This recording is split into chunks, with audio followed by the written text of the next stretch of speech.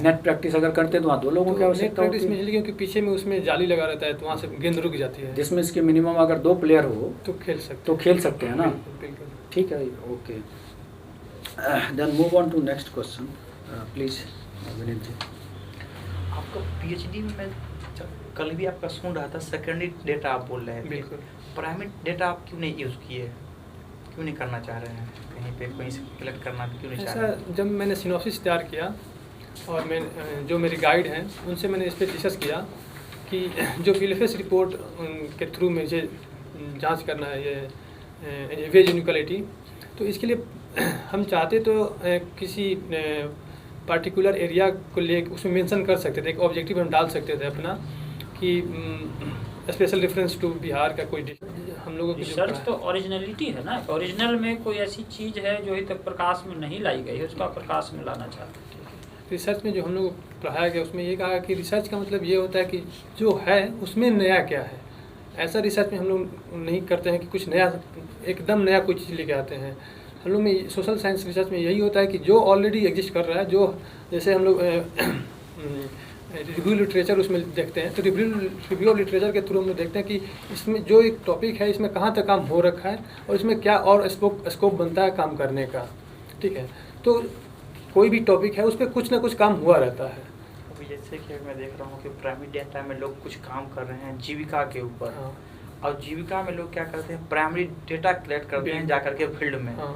तो आपको भी ऐसा कभी आपने किया कि नहीं किया कि मतलब जाकर के वहाँ पे कलेक्ट कर रहे हैं? जो मेरा टॉपिक है वो उसका इतना बड़ा एरिया हो जाएगा क्योंकि पूरा इंडिया का डाटा हम कलेक्ट नहीं कर सकते हैं, वो फिर बहुत आप कुछ रिसर्च नहीं कीजिएगा। हम लोग में कहा जाता है कि जब आप बहुत बड़ा एरिया लेते हैं तो कुछ रिसर्च नहीं करते हैं। तो मतलब ये हो गया कि आप सिर्फ स्टडी रूम में बैठ गए और यहीं से बुक पढ़ करके आप पीएचडी कर रहे हैं। आप ऐसा मतलब डाटा के थ्रू, क्योंकि इसमें आप डाटा से ही नया डाटा निकाल सकते हैं।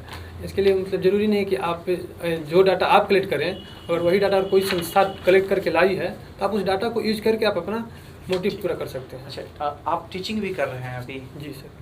हाँ, किस क्लास को पढ़ाते हैं? पीजी क्लास पर। PG, post PG.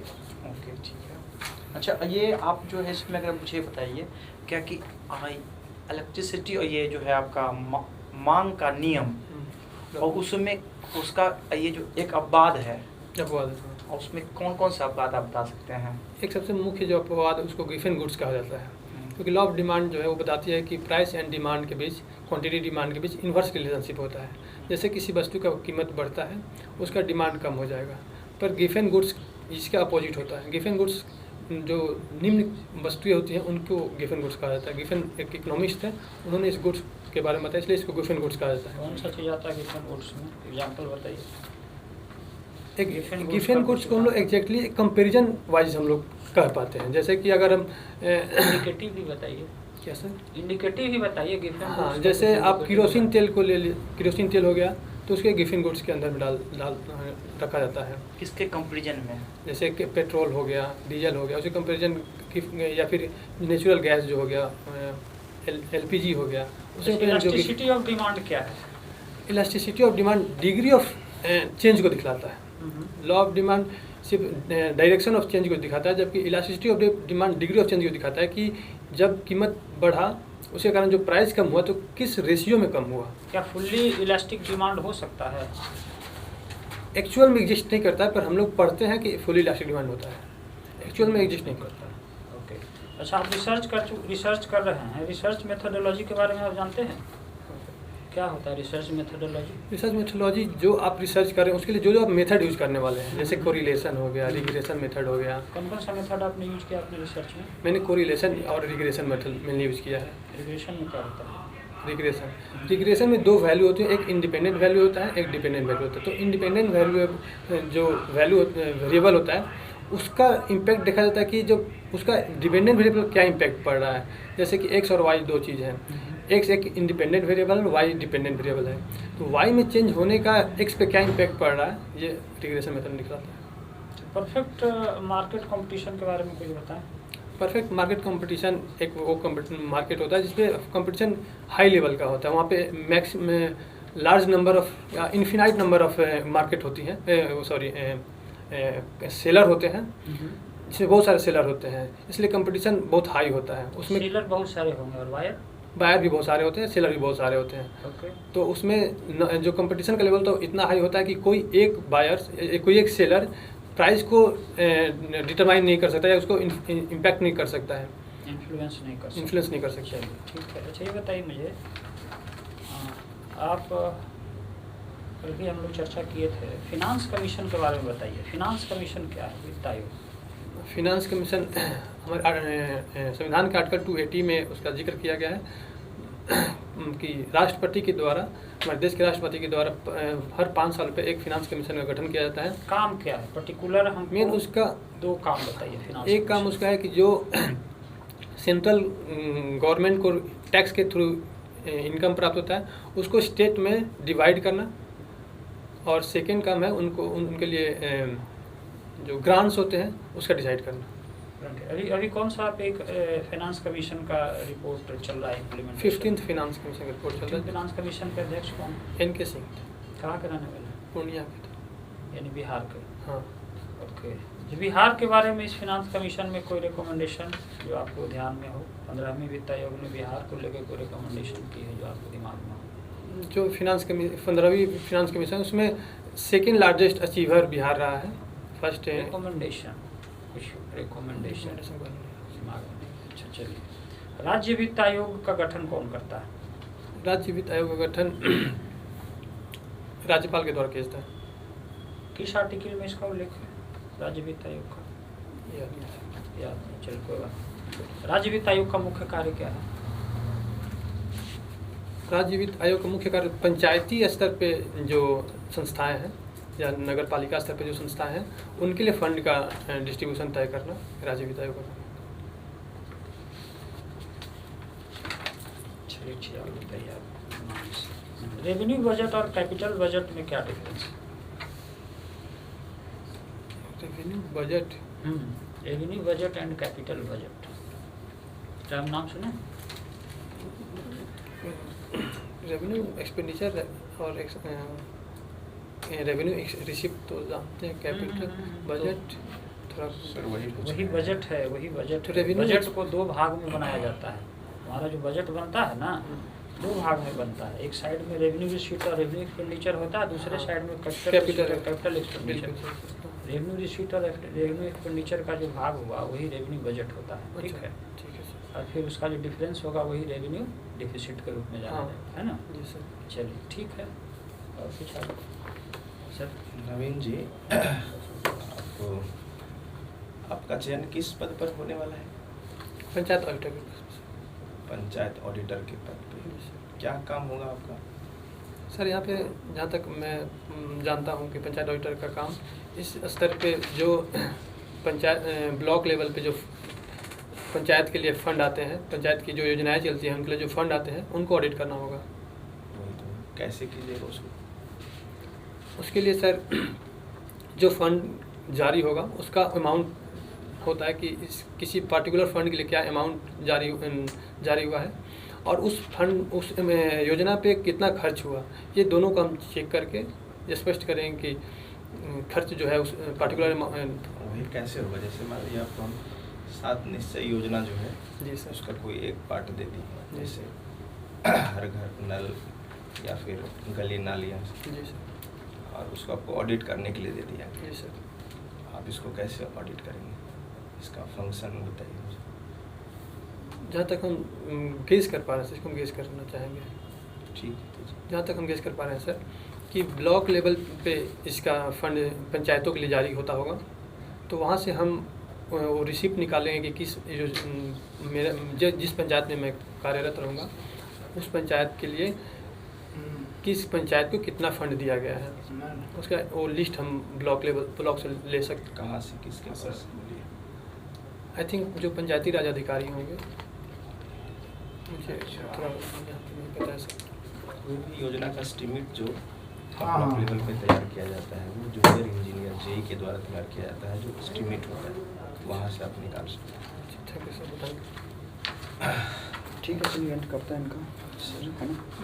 तो we almost done with some it is okay then. Thank you. Thank you sir. अपने बारे में। सर मेरी 10th की पढ़ाई project girls high school Bakhtiyarpur Patna ज़िले से हुई है। और सर मैं ग्रेजुएशन SPR कॉलेज बाढ़ से हुआ है। और सर ग्रेजुएशन करने के बाद मैं कुछ समय तक प्राइवेट स्कूल्स में और ट्यूशन के माध्यम से बच्चों को पढ़ाने का काम की हूँ। और उसके बाद सर मैं 2018 से सिविल सर्विसेज की तैयारी कर रही हूँ। और इसी दौरान सर मैं प्रोजेक्ट मैनेजर की परीक्षा उत्तीर्ण करके सर अभी आपके समक्ष साक्षात्कार के लिए उपस्थित हो पाई हूँ। आप ये बताइए, आप टीचर हैं, आप पढ़ा रही हैं बच्चों को, है ना, उससे इतनी संतुष्टि मिलती है, खुशी भी मिलती है, और इतना जो उच्च श्रेणी की जो सेवा है आप उनको छोड़ करके ये आप ऑडिटिंग सर्विस में आना चाहती हैं, कोई ख़ास वजह?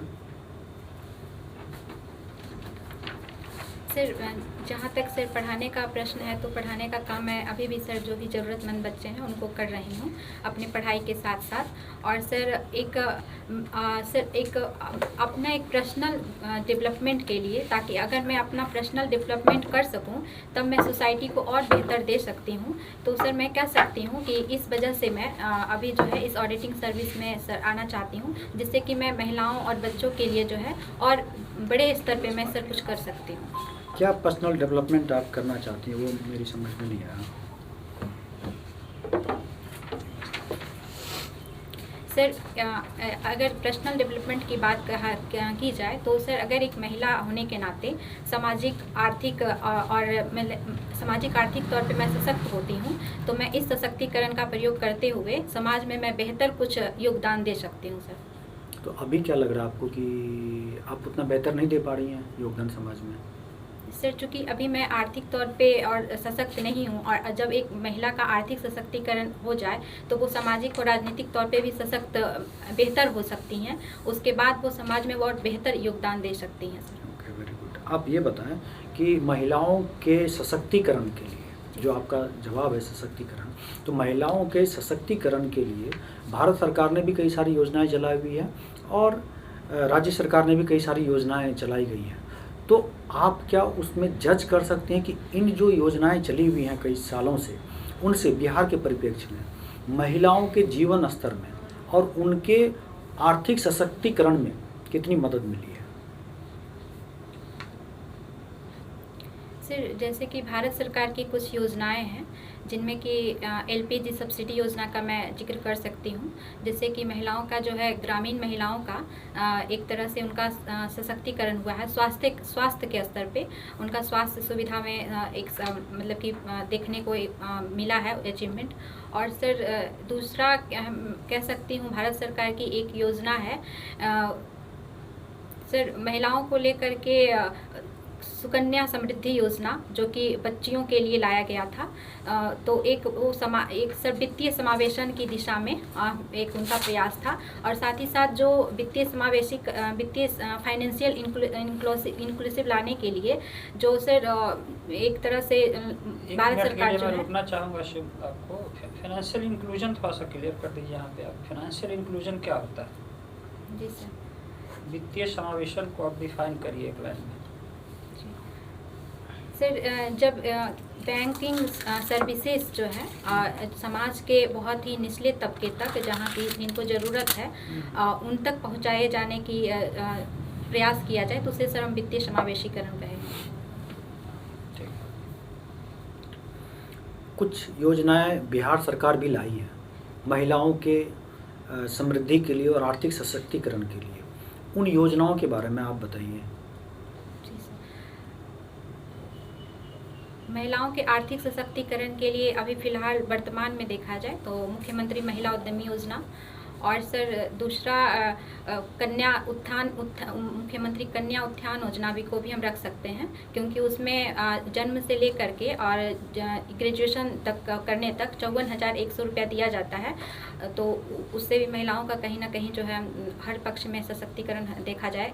और सर अभी हाल ही में मुख्यमंत्री सिविल सेवा प्रोत्साहन योजना को लाया गया है, जिससे कि महिलाएं जो हैं सिविल सेवा में अधिक से अधिक आ रही हैं, तो इससे भी महिलाओं का एक आर्थिक सशक्तिकरण जो है एक बेहतर लेवल लेवल पर हो पाया है। और इन सबसे बढ़कर सर सबसे अधिक मैं अगर देखूं तो जीविका योजना, जीविका को जो ग्रामीण स्तर पे बहुत अधिक जो है महिलाओं का सशक्तिकरण हुआ है। इसी कारण जो है इस जीविका का एक तरह से लाभ देखते हुए 2023 में जो है बिहार सरकार के द्वारा इसे शहरी स्तर पे लाने का जो है लाने की घोषणा की गई है सर। Very good. आप ये बताइए, मान लीजिए जीविका योजना जो चल रहा है, जो कि काफ़ी पॉपुलर भी है बिहार में और सरकार का भी इस ओर काफ़ी ध्यान है, तो इस योजना के अगर ऑडिटिंग के लिए आपको एक मतलब टास्क दिया जाए कि इस योजना का आप ऑडिटिंग कीजिए पिछले 2 साल 3 साल का, और ऑडिट करके आप ज़रा इसमें कुछ सुझाव दीजिए जिससे कि इस योजना को ऑडिटिंग पॉइंट ऑफ व्यू से और भी बेहतर करने में इसको मदद मिल सके।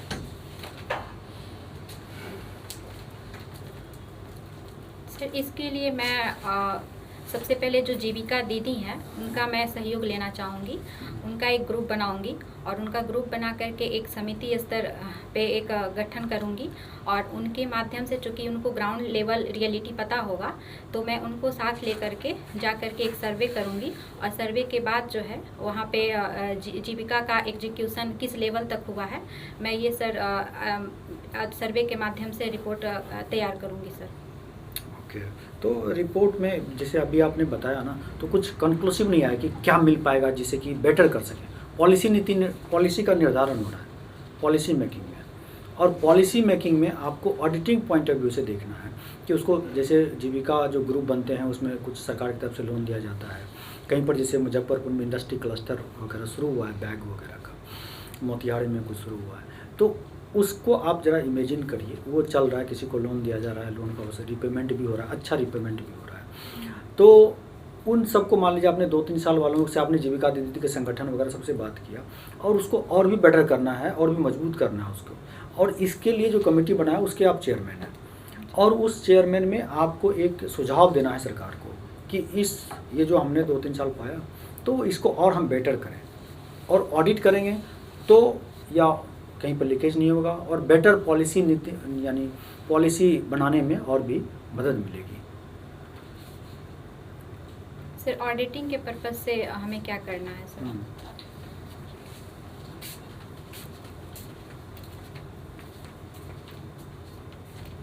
सर इसके लिए तो जो भी ऑडिटिंग के लिए जीविका के लिए जो पैसा आवंटित किया गया है, उस पैसे का मैं मतलब कि उसी क्षेत्र में खर्च किया गया है कि नहीं, इनपुट और आउटपुट जो है उसको हम बेहतर देखने का काम करूंगी। क्योंकि मेरे पास सर्वे और रिपोर्ट सब कुछ होगा ही, तो सर्वे और रिपोर्ट के को सहारा लेते हुए मैं उसका एक सर क्रेडिट और डेबिट मैं पूरी तरह से देखूंगी, और उसके बाद उसमें जो कमियां होंगी सर उन कमियों को देखते हुए मैं कुछ जो है उसमें ऐड ऑन करके बिहार सरकार को सर कुछ सुझाव मतलब कि देना चाहूँगी।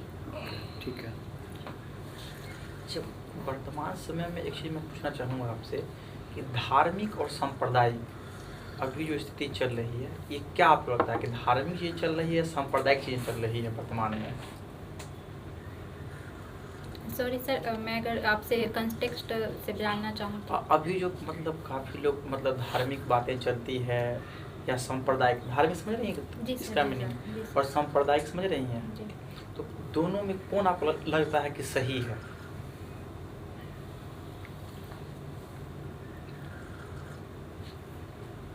सर जहाँ तक धार्मिक और सांप्रदायिक का शब्द है, तो वर्तमान परिप्रेक्ष्य में सर सांप्रदायिक को तो कहीं से अच्छा नहीं कहा जा सकता है, और धार्मिक का सर जो आशय है तो वो धार्मिक अगर इंटरनल वे में उसको जस्टिफाई किया जाए तो वो एक, जैसे कि हमारे भारतीय संविधान में धार्मिक स्वतंत्रता का अधिकार दिया भी गया है, तो वो धार्मिक अगर आशय हमारा है तो सर वो सही है। अगर उस धर्म को हम सांप्रदायिकता का एक हम ये देना चाहें, रूप देना चाहें, तो वो सर फिर गलत है।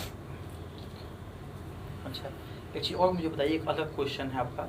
अच्छा, ये HDI इंडेक्स जो हम निकालते हैं, ये क्यों निकाल लेते हैं? हमें क्या ज़रूरत है इसका हम कैसे यूज़ कर सकते हैं, कहाँ पे यूज़ कर सकते हैं इसका? Sir SDI index, human development index जिसको कि हम कहते हैं सर, इस ये एक ओवरऑल जिसे हम समावेशी विकास की बात कहते हैं, तो वो समावेशी विकास को देखते हुए हम SDI की एक गणना करते हैं। और सर इस SDI में सर 3 पैरामीटर को रखा जाता है जिसमें कि जीवन प्रत्याशा। मैं बोल रहा हूँ कि इसका हमारे लिए भविष्य में मतलब डेटा जो हम निकाल लिए तो 3 बेस तो निकालते ही हैं। जी सर। इसका उपयोग हमारे जीवन में क्या है, कि हम इसका उपयोग कैसे करेंगे। इंडेक्स तो निकाल ले रहे हैं जी सर। लेकिन इससे हमें क्या लाभ मिलेगा निकालने से। सर अगर हमें ये पता हो कि हमारा जीवन, चूँकि ये 3 इंडेक्स है और 3 पैरामीटर के भी कुछ सब पैरामीटर हैं, अगर वो सब पैरामीटर हमें पता हो जाए तो एक हमें जानने में ये मदद मिलेगी कि हमारे समाज में या हमारे आर्थिक गतिविधियों में या हमारे राजनीति में, चूँकि उसमें महिलाओं की भागीदारी और उन क्या क्या स्थितियाँ हैं उन सब को भी एक तरह से देखा जाता है, तो उनकी इन सब डेटा हमारे पास अवेलेबल होगा, तो उस डेटा का हम प्रयोग करके जो है उनके अपलिफ्टमेंट के लिए, उनके विकास के लिए हम जो है अपनी पॉलिसी को सर बना सकते हैं। इसमें आपका जो हॉबी मैं देख रहा हूँ म्यूजिक। अच्छा, म्यूजिक में किस सिंगर को आप सुनना पसंद करती हैं? सर उदित नारायण जी, कुमार सानू जी, अलका याग्निक जी। और इस सब में बोलूँगी सबसे बेस्ट आपको सिलेक्ट करने के लिए तो? सर मैं सभी को सुनती हूँ। नहीं, कोई एक तो होते हैं ना जिसको मतलब बहुत फेवरेट? नहीं सर, 90s के era के जो अच्छा, अधिकांश हैं। उदित नारायण जी की कोई 5 गानों का नाम बता सकती हैं आप? जी सर, मैं प्रयास करती हूँ।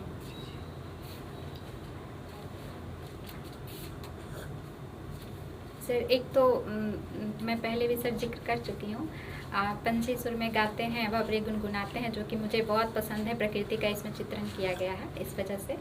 और सर दूसरा है कि एक जिनमें माधुरी दीक्षित को फिल्माया गया है, पालकी में होके सवार चली में, सर एक ये है। और सर अभी मैं सॉरी तो ही याद कर पा रही हूँ। ठीक है। और वर्तमान का जो आपका म्यूजिक है, तो वर्तमान में कुछ नए सिंगर्स को क्यों नहीं आप सुनना पसंद करते? कुछ तो कारण होगा जिसको आप नहीं सुनना पसंद करती हैं वर्तमान सिंगर को?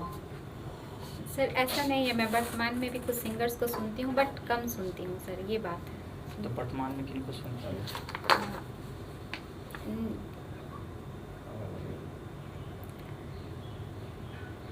सभी नाम नहीं याद कर पा रही हूँ। चलिए ठीक है।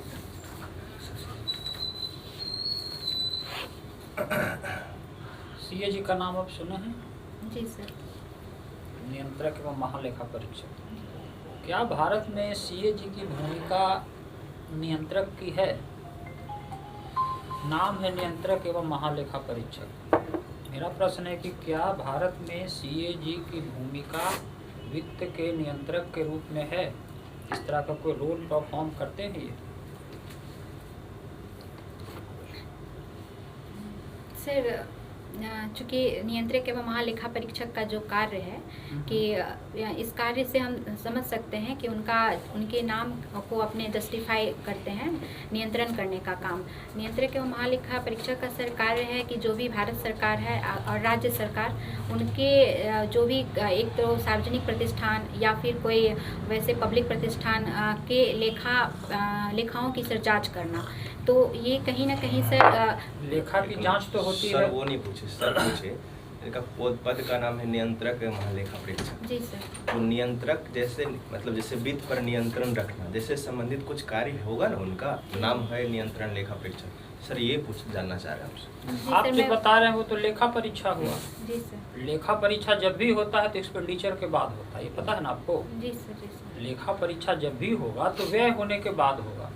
मेरा प्रश्न है कि व्यय होने से, नियंत्रण जब भी होगा तो व्यय होने से पहले होगा। वित्त के नियंत्रण की जब बात होती है तो एक्सपेंडिचर के समय वो नियंत्रण होगा। तो एक्सपेंडिचर पे कोई नियंत्रण है नियंत्रक व महालेखा परीक्षक का भारत के CAG का? सर इस विषय पे तो विवाद काफ़ी है कि नियंत्रक महालेखा परीक्षक चूँकि सारे खर्च होने के बाद वो इस तरह का कार्य करते हैं। लेकिन सर हम इस तरह से ये भी कह सकते हैं, चूँकि अगर वर्तमान में हमें ये पता चल जाए कि किन कारणों से जो है यहाँ पे खर्च किया गया या नहीं किया गया, तो आगे चलिए कोई बात सर जानना चाह रहे हैं यस या नो, नियंत्रक का कार्य है उनका या नहीं? चलिए आगे चलिए। पब्लिक अकाउंट कमेटी के बारे में तो आप जानते हैं? पब्लिक अकाउंट कमेटी का क्या काम है? सिंपल काम बताइए, क्या काम करती है? लोक लेखा समिति जी सर। क्या काम करती है? सर लोक लेखा समिति जो कैग की रिपोर्ट होती है उसकी रिपोर्टों को सर एक तरह से जांच करती है। कैग के रिपोर्ट की जांच करती है, सर अपना जहाँ कोई तक- काम नहीं करती है? सर जहाँ सिर्फ तक कैग मैं के याद रिपोर्ट। कर पा रही हूँ सर, मुझे अच्छा अच्छा, चलिए ठीक है। अच्छा चलिए, एक बात बताइए कि एप्रोप्रिएशन बिल के बारे में आप जानते हैं? एप्रोप्रिएशन बिल, विनियोग जी सर। विधेयक। जी सर। विधेयक बिल जी सर। क्या होता है एप्रोप्रिएशन बिल? सर विनियोग विधेयक का संबंध एक संचित निधि से होता है।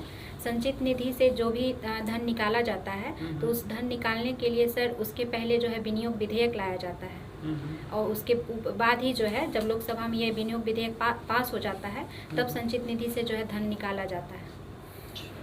और रीएप्रोप्रिएशन भी जानते हैं, पुनर्विनियोग? Sorry sir. चलिए कोई बात नहीं। मनी बिल के बारे में बताएं, धन विधेयक क्या होता है? सर धन विधेयक को जो है लोकसभा में ही क्या होता है इतना ही बताना है।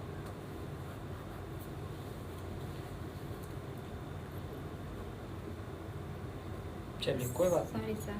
कोई बात नहीं। लेखा अनुदान के बारे में सुने हैं? Vote and account, vote on account, जी सर। लेखा अनुदान। सॉरी सर, लेकिन अभी मैं डिटेल्स कोई याद बात नहीं कर पा चलिए रही हूँ। चलिए कोई बात नहीं। अच्छा हमको थोड़ा सा WTO के बारे में बता दीजिए आप, इधर छोड़ दीजिए। वर्ल्ड ट्रेड ऑर्गेनाइजेशन क्या काम करता है, किस पर्पज से गठित किया गया? सर विश्व व्यापार संगठन का जो है गठन जो है एक तरह से जो भी वैश्विक स्तर पे वस्तुओं और सेवाओं को लेकर के सर सॉरी सर मैं अभी एक्सप्लेन नहीं कर पा रही हूँ। आप समझिए, आप आप बहुत ज़्यादा यूज कर रहे थे महिला सशक्तिकरण, जी सर। क्या होता है? सर महिलाओं को एक सामाजिक, आर्थिक, राजनीतिक उत्थान करना सर महिलाओं का सशक्तिकरण कह सकते हैं, जिससे कि महिलाएं जो हैं स्वयं के निर्णय लेने में वो सक्षम हो सके। अच्छा, स्वयं का निर्णय लेने में सक्षम। भारत बिहार के पर्पज से आप कुछ महिलाओं का नाम गिनाना चाहेंगे जिसे आप महिला सशक्तिकरण के मुख्य बॉडी के रूप में देखना चाहेंगे?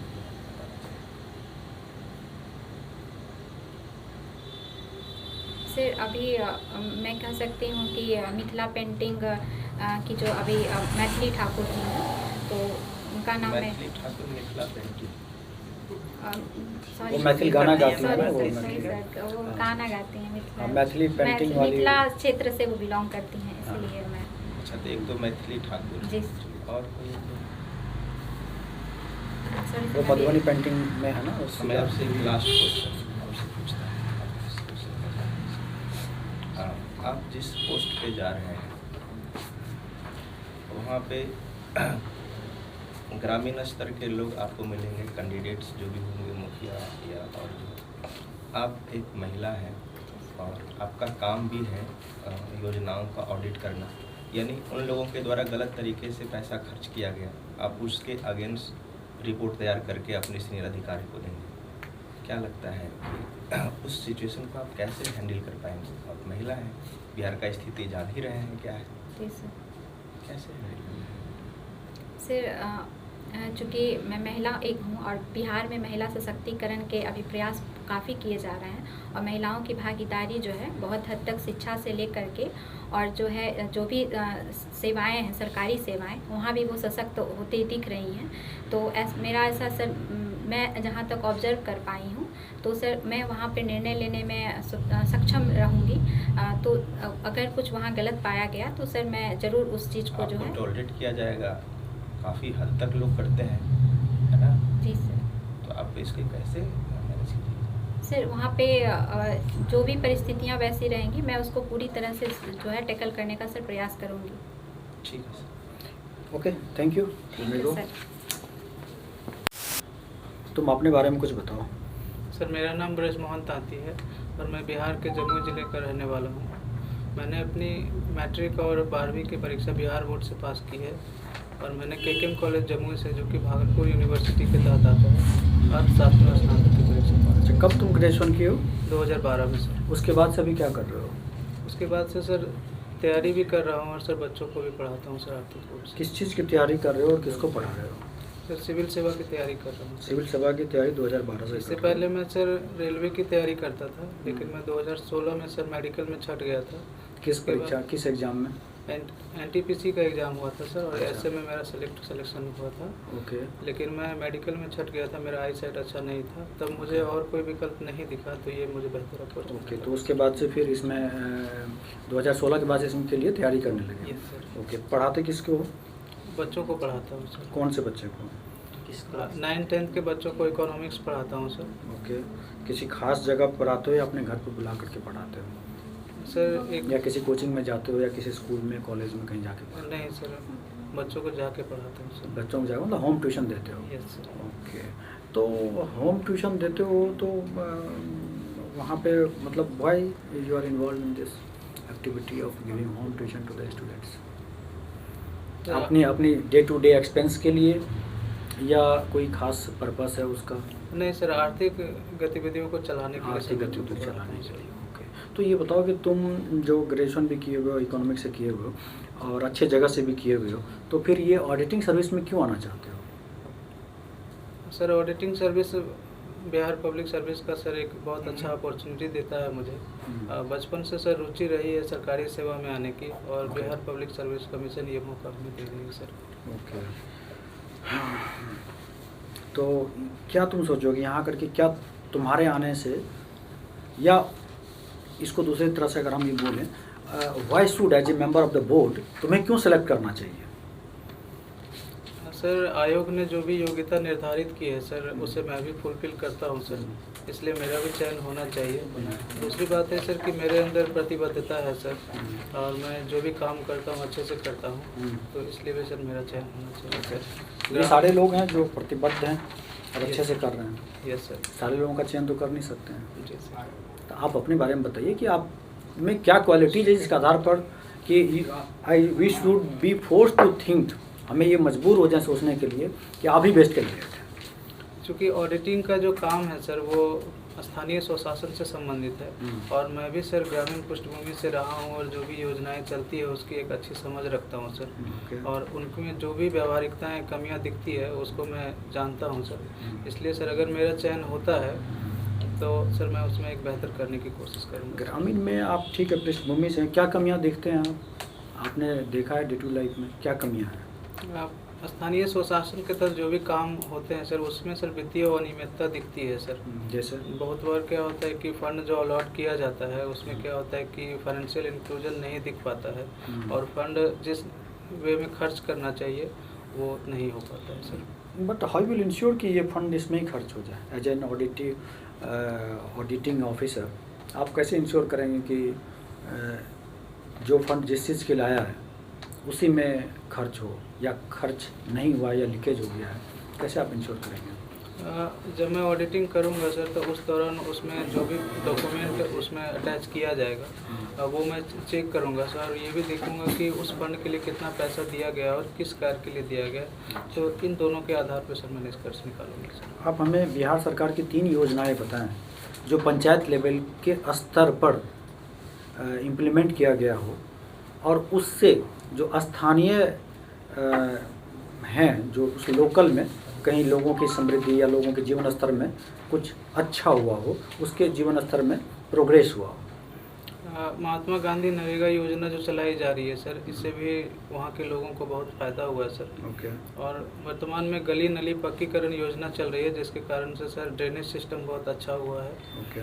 और अभी वर्तमान समय में सर सोलर स्ट्रीट लाइट योजना चलाई जा रही है बिहार सरकार के द्वारा, इससे भी सर बहुत अच्छा प्रभाव पड़ा है। 7 निश्चय योजना का नाम सुने हैं? Yes sir.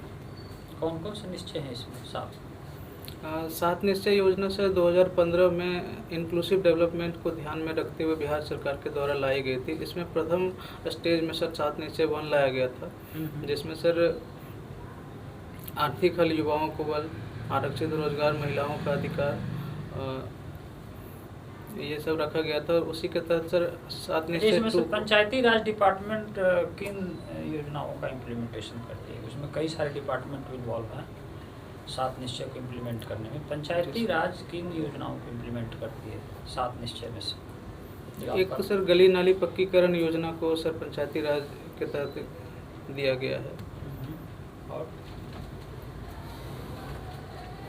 सर याद नहीं कर पा रहा सर। अच्छा, आप ये बताइए कि इंटेलेक्चुअल प्रॉपर्टी राइट के बारे में सुने हैं? बौद्धिक संपदा अधिकार। Yes sir. क्या होता है? इकोनॉमिक्स में ये बड़ा चर्चित टॉपिक है आजकल, बौद्धिक संपदा अधिकार। WTO में सर इसको डिफाइन करिए आप, WTO को मत लाइए। इंटेलेक्चुअल प्रॉपर्टी राइट का तात्पर्य ये हुआ सर कि अगर कोई व्यक्ति अपने कोई बात नहीं, relax. You take your time. No issue. You take your time and आप then 2-4 सेकंड सोच के भी बोल सकते हैं। अगर कोई व्यक्ति सर अपने ज्ञान के आधार पर अगर कोई आविष्कार करता है या समाज कल्याण के लिए कुछ सर बनाती है, तो उसके लिए उसके संरक्षण के लिए सर इंटेलेक्चुअल प्रॉपर्टी राइट की व्यवस्था की गई है सर। चलिए ठीक है, बहुत बढ़िया। बढ़िया।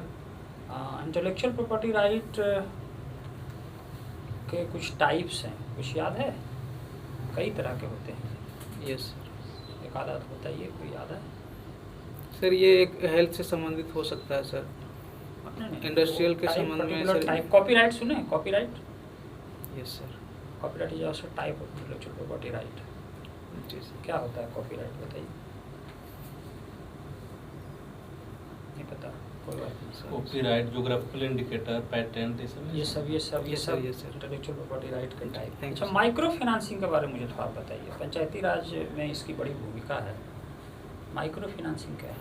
माइक्रो फाइनेंसिंग की अवधारणा सर इस उद्देश्य से लाई गई है, चूँकि जो भी योजनाएं बनती थी सर, तो स्थानीय स्तर पर उसका क्रियान्वयन अच्छे से नहीं हो पाता था। उनकी ज़रूरतों को हिसाब से सर माइक्रो फाइनेंसिंग है क्या? माइक्रो फाइनेंसिंग का तात्पर्य होता है सर कि छोटे स्तर पर सर वित्त की सुविधाएं उपलब्ध कराना। वित्त की सुविधाएं उपलब्ध कराना। तो कौन सी ऐसी योजना पंचायती राज लेवल पे चल रही है माइक्रो फाइनेंसिंग से जुड़ी हुई? सॉरी, सोच नहीं था। अच्छा, कोई माइक्रो फाइनेंस के लिए फेमस हुए हैं, नोबेल प्राइज मिला है, नाम याद है? माइक्रो फाइनेंस के क्षेत्र में वैश्विक स्तर पे बहुत काम किया है। सर आपके बांग्लादेश के सर एक अर्थशास्त्री हैं सर, मैं नाम नहीं याद कर पा रहा हूँ सर। चलिए ठीक Very है, good, ठीक है, आप बहुत अपना बढ़िया। इंडिकेट कर लिए। बढ़िया। मोहम्मद यूनुस नाम मोहम्मद था। Yunus, Mohammad thank you Yunus, thank you yes. Sir. Yes, very good. अच्छा, आप हमको सब्सिडी के बारे में बताएं। सब्सिडी क्या होता है? सब्सिडी आर्थिक सहायता होता है सर, किसी की लागत को कम करने के लिए सर सरकार देती है सर। अगर कोई वस्तु का उत्पादन हुआ तो उसकी लागतें बहुत ज़्यादा हो जाती है। सब्सिडी देना कितना तर्कसंगत है? क्योंकि इस पे हमेशा प्रश्न उठाया जाता है कि आप है जो एक तरफ तो टैक्स लेते हैं लोगों से, आमदनी लेते हैं, दूसरी तरफ आप है जो बहुत सारे ऐसे जगहों पे सब्सिडी दी जाती है जहाँ ज़रूरत नहीं है। कितना तर्कसंगत मानते हैं सर? चूँकि सर लोक कल्याणकारी राज्य है सर हमारा देश, जिस कारण से क्या होता है कि बहुत सारी वस्तुएं ऐसी है जो जन कल्याण के लिए होती है और उसका लागत बहुत ज़्यादा हो जाने के कारण उसकी कीमतें बहुत ज़्यादा हो जाती है। तो इस संदर्भ में सर सब्सिडी का दो टाइप होता है, एक मेरिट सब्सिडी, एक non merit subsidy. Do you know about it? Sorry sir, ध्यान नहीं कर पा रहा। अच्छा, चाइनीज मॉडल ऑफ सब्सिडी और इंडियन मॉडल ऑफ सब्सिडी में क्या डिफरेंस है? वहाँ पे मैन्युफैक्चरिंग में काफ़ी सब्सिडी भी दी जाती है। आप एक तरफ कह रहे हैं कि हाँ, चलिए बताइए, पहले वो बताइए, कुछ आइडिया है इसको? सॉरी, सोच नहीं पा रहा सर। अच्छा, विकसित देशों में सब्सिडी बहुत ज़्यादा दी जाती है, पता है आपको? सबसे ज़्यादा सब्सिडी देने वाला देश अमेरिका है। यस। लेकिन भारत के सब्सिडी पे प्रश्न उठाया जाता है कि भारत सब्सिडी ना दे। सर विकसित देश जो भारत पे आरोप लगाते हैं सर, उनका मानना है कि सर विकसित देश जो भारत जैसे विकासशील देश जो सब्सिडी देते हैं वो बीज के लिए सब्सिडी देते हैं, उर्वरक के लिए सब्सिडी देते हैं, जिसके कारण से उनकी लागत कम होती है और उनकी प्रतियोगी क्षमता बढ़ाने के लिए सर ऐसा करती है सर। तो इसलिए इस पर विवाद रहा है सर। आप इकोनॉमिक्स से स्नातक हैं। Yes sir. और आपका ऑप्शनल। Yes sir. इसमें एक बहुत चर्चित थ्योरी है यस एक थिंकर है रिकार्डो नाम से, यस सर, उनका लगान सिद्धांत यस सर। फेमस है, थोड़ा बताइए क्या था। रिकॉर्डो साहब के अनुसार लगान सिद्धांत में उन्होंने कहा था कि भूमि की जो मौलिक उर्वरता होती है उसके बदले में भूस्वामी को लगान मिलना चाहिए सर। अच्छा, तो लगान होता क्या है उसमें, वो क्या बताए थे। लगान में बताया था जैसे कि जो भूमि में उत्पादन करने की क्षमता होती है उसके बदले में जो भी सर उनका इनकम होगा वो भूस्वामी को मिलना चाहिए, वही। माल्थस साहब का नाम से जनसंख्या से संबंधित उसने एक थ्योरी दिया था, यस सर। क्या था। जनसंख्या से संबंधित माल्थस साहब ने एक सिद्धांत दिया था। उन्होंने बताया था कि किसी भी प्रदेश में जब जनसंख्या बढ़ती है तब वो सर ज्यामितीय विधि से बढ़ती है और जो संसाधन होता है वो समानांतर विधि से बढ़ता है सर, जिस कारण से दोनों में असंतुलन हो जाता है। और कितने वर्ष के बाद, उसने कुछ वर्ष बताया था। सॉरी ध्यान नहीं कर पा रहा हूँ सर। 25 लगभग 25 वर्ष के। Thank you sir. चलिए, आप भारत के 5 अर्थशास्त्री का नाम शुरू से सबसे पहले आप किनको रखना चाहेंगे। भारत में सबसे पहले अर्थशास्त्री को सर मैं इसमें फिरोज शाह तुगलक को रखना चाहूँगा सर। फिरोज शाह तुगलक कौन सा सर? फिरोज शाह तुगलक ने आर्थिक क्षेत्र में बहुत अच्छा काम किया था। उन्होंने पेड़ पौधे लगाए थे सर और इकोनॉमिक अर्निंग के लिए बहुत अच्छा काम किया था सर। उसके बाद सर मैं नाम लेना चाहूँगा सर प्रोफेसर अमर्त्य सेन का सर, जिन्होंने कल्याणकारी क्षेत्र में बहुत अच्छा काम किया सर। क्या किया था, थ्योरी दिया था। वेलफेयर इकोनॉमिक्स के क्षेत्र में उनका योगदान जो है थियरी, गरीबी और अकाल से संबंधित पे उन्होंने थ्योरी दिया है सर। उनका एक सबसे ज़्यादा फेमस, जिसके लिए उसको नोबेल मिला था 98 में, वो कौन सा थ्योरी था। याद नहीं कर पा रहा हूँ, वेलफेयर थ्योरी था। आपने 2 बताया, 3 और नाम बताइए। और तीसरा नाम सर मैं अरविंद पनगड़िया जी का लेना चाहूँगा, जिन्होंने सर इंडस्ट्री बेस्ड डेवलपमेंट के लिए सर थ्योरी दिया है उन्होंने। और चौथा सर मैं बिहार का एक सहवाल गुप्ता का नाम लेना चाहूँगा, जिन्होंने सर इंक्लूसिव डेवलपमेंट को ध्यान में रखते हुए सर बिहार का सर। एक क्वेश्चन और बताइए, इकोनॉमिक ग्रोथ और इकोनॉमिक डेवलपमेंट में क्या अंतर है। इकोनॉमिक ग्रोथ और इकोनॉमिक डेवलपमेंट में सर अंतर ये है कि जब किसी देश का राष्ट्रीय आय प्रति व्यक्ति आय बढ़ती है तो सर उसको हम इकोनॉमिक ग्रोथ कहते हैं, ये उसके मात्रात्मक वृद्धि को दर्शाता है। लेकिन इकोनॉमिक डेवलपमेंट क्या है सर, एक इंक्लूसिव डेवलपमेंट है। वहाँ के लोगों की अगर गुणवत्ता बढ़ जाती है, रहन सहन का स्तर बढ़ जाता है तो हम उसको सर इकोनॉमिक डेवलपमेंट। वर्तमान समय में डेवलपमेंट को मापने के लिए एक सबसे महत्वपूर्ण इकाई माना जाता है, कौन सा। मानव विकास सूचकांक सर, इसमें मानक बहुत अच्छा। किन 2 अर्थशास्त्रियों का योगदान। इसमें सर एक मोहम्मद यूनुस साहब का योगदान है और दूसरा अमर्त्य सेन का सर। मोहम्मद यूनुस, सर बांग्लादेश के सर अर्थशास्त्री है सर। महबूब उल हक, सॉरी पाकिस्तानी अर्थशास्त्री। Thank you sir. Mehboob sir, एक क्वेश्चन जो है मेरा कि भारत जो है जनसांख्यिकीय संक्रमण के किस स्टेज में है और क्यों। सॉरी सर, इस दिशा में जनसांख्यिकीय डेमोग्राफी ट्रांजिशन थ्योरी के बारे में आपने सुना है। सर पढ़ा है लेकिन याद नहीं करता। अच्छा, उसमें कितनी अवस्थाएं हैं ये पता है। गेस कर सकता हूँ सर। ये 4 अवस्थाएं हैं सर। अच्छा, कौन कौन सा सर अभी याद नहीं। अच्छा, उसमें नहीं पता है। ठीक है। अच्छा, आपका एक हॉबी है डायरी, यस सर। और उसका नेगेटिव क्या है जो आपके लाइफ में एक बार हुआ हो नेगेटिव। डायरी राइटिंग का सर नेगेटिव है कि उसमें सर अतिरिक्त समय चला जाता है सर। अरे आपके लाइफ में कुछ ऐसी घटनाएं जो जिसका आपके ऊपर नेगेटिव उसका इम्पैक्ट हुआ हो, जो आप साझा करना चाहें यहाँ पे। सर डायरी राइटिंग का एक नेगेटिव ये होता है सर कि डायरी में आप सर अपनी पर्सनल बातों को लिखते हैं सर, और अगर वो कोई पढ़ ले तो सर मेरे बारे में खुलासा हो सकता है सर। तो कैसे, मतलब वही तो मैं पूछ रहा हूँ कि आप अपने बारे में बताइए, उसका नेगेटिव आपके ऊपर क्या इम्पैक्ट पड़ा कभी। सॉरी सर, अभी नहीं सोच पा रहा। अच्छा ये बताओ, दिखाया नहीं किसी को, कैसा खुलासा ये बताओ डायरी राइटिंग मतलब क्या है। आई कुड नॉट अंडरस्टैंड इसका मीनिंग, क्योंकि जो रुचि होती है ना हॉबी, तो हॉबी में ये होता है जब हमें मन नहीं लग रहा है, हम जो काम कर रहे हैं हमारा, और उस काम में मन नहीं लग रहा है तो हम अपने ध्यान को दूसरी तरफ डाइवर्ट करने के लिए कि हम कुछ करते हैं काम किए, है ना। तो उसमें जैसे तुम्हारा डायरी राइटिंग है तो क्या करते हो उसमें। सर डायरी राइटिंग में सर मैं अपने व्यक्तिगत अनुभवों को लिखता हूँ सर, मेरी क्या कमियाँ रही है, उससे मैं क्या सीख सकता हूँ। इसके अलावा सर और भी जो भी महत्वपूर्ण घटनाएं घटती डेली हैं, लिखने मुझे के लगता अच्छा, डायरी राइटिंग साहित्य की भी एक विधा है। कोई ऐसा साहित्यकार का नाम याद आ रहा है जिसने डायरी राइटिंग के संदर्भ में कुछ साहित्य सृजन किए? सर श्री राम शर्मा की सर सेवाग्राम डायरी सर उनकी मानी जाती है सर, वो पहली डायरी जो प्रकाशित हुई थी। इसके अलावा सर दिनकर साहब की भी डायरी बहुत फेमस हुई थी सर। और इसके अलावा सर जयप्रकाश नारायण जी का सर मेरी जेल डायरी, ये भी बहुत फेमस हुई थी। Very good, that's very good. Okay, thank you. Thank you sir.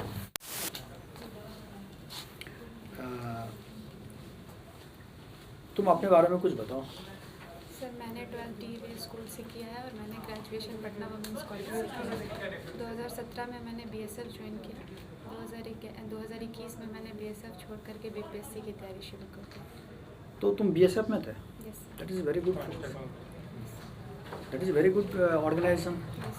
You join there in 2017 means after doing graduation women's college से ग्रेजुएशन करने के बाद यस BSF में एज ए कांस्टेबल ज्वाइन किए।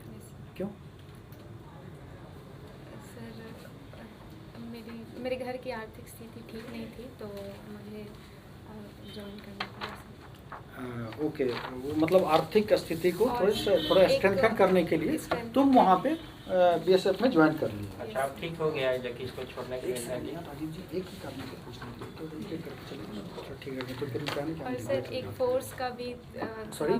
सर फोर्स का भी मैंने एग्ज़ाम दिया था तो निकल गया। बचपन से था वो, वर्दी वगैरह अट्रैक्ट करता था तो इस तो वजह से वो जो बचपन से वर्दी पहनने की जो इच्छाएं थी वो अभी खत्म हो गई?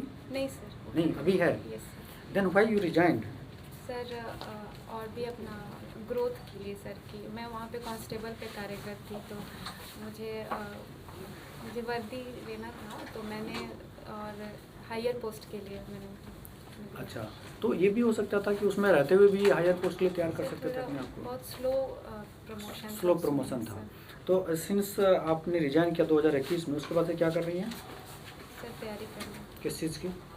सर BPSC की तैयारी कर रहे हैं और अभी सर कोचिंग में सर प्रूफ रीडिंग का काम कर रहे हैं सर। अच्छा, अभी कहीं पर you are involve as well.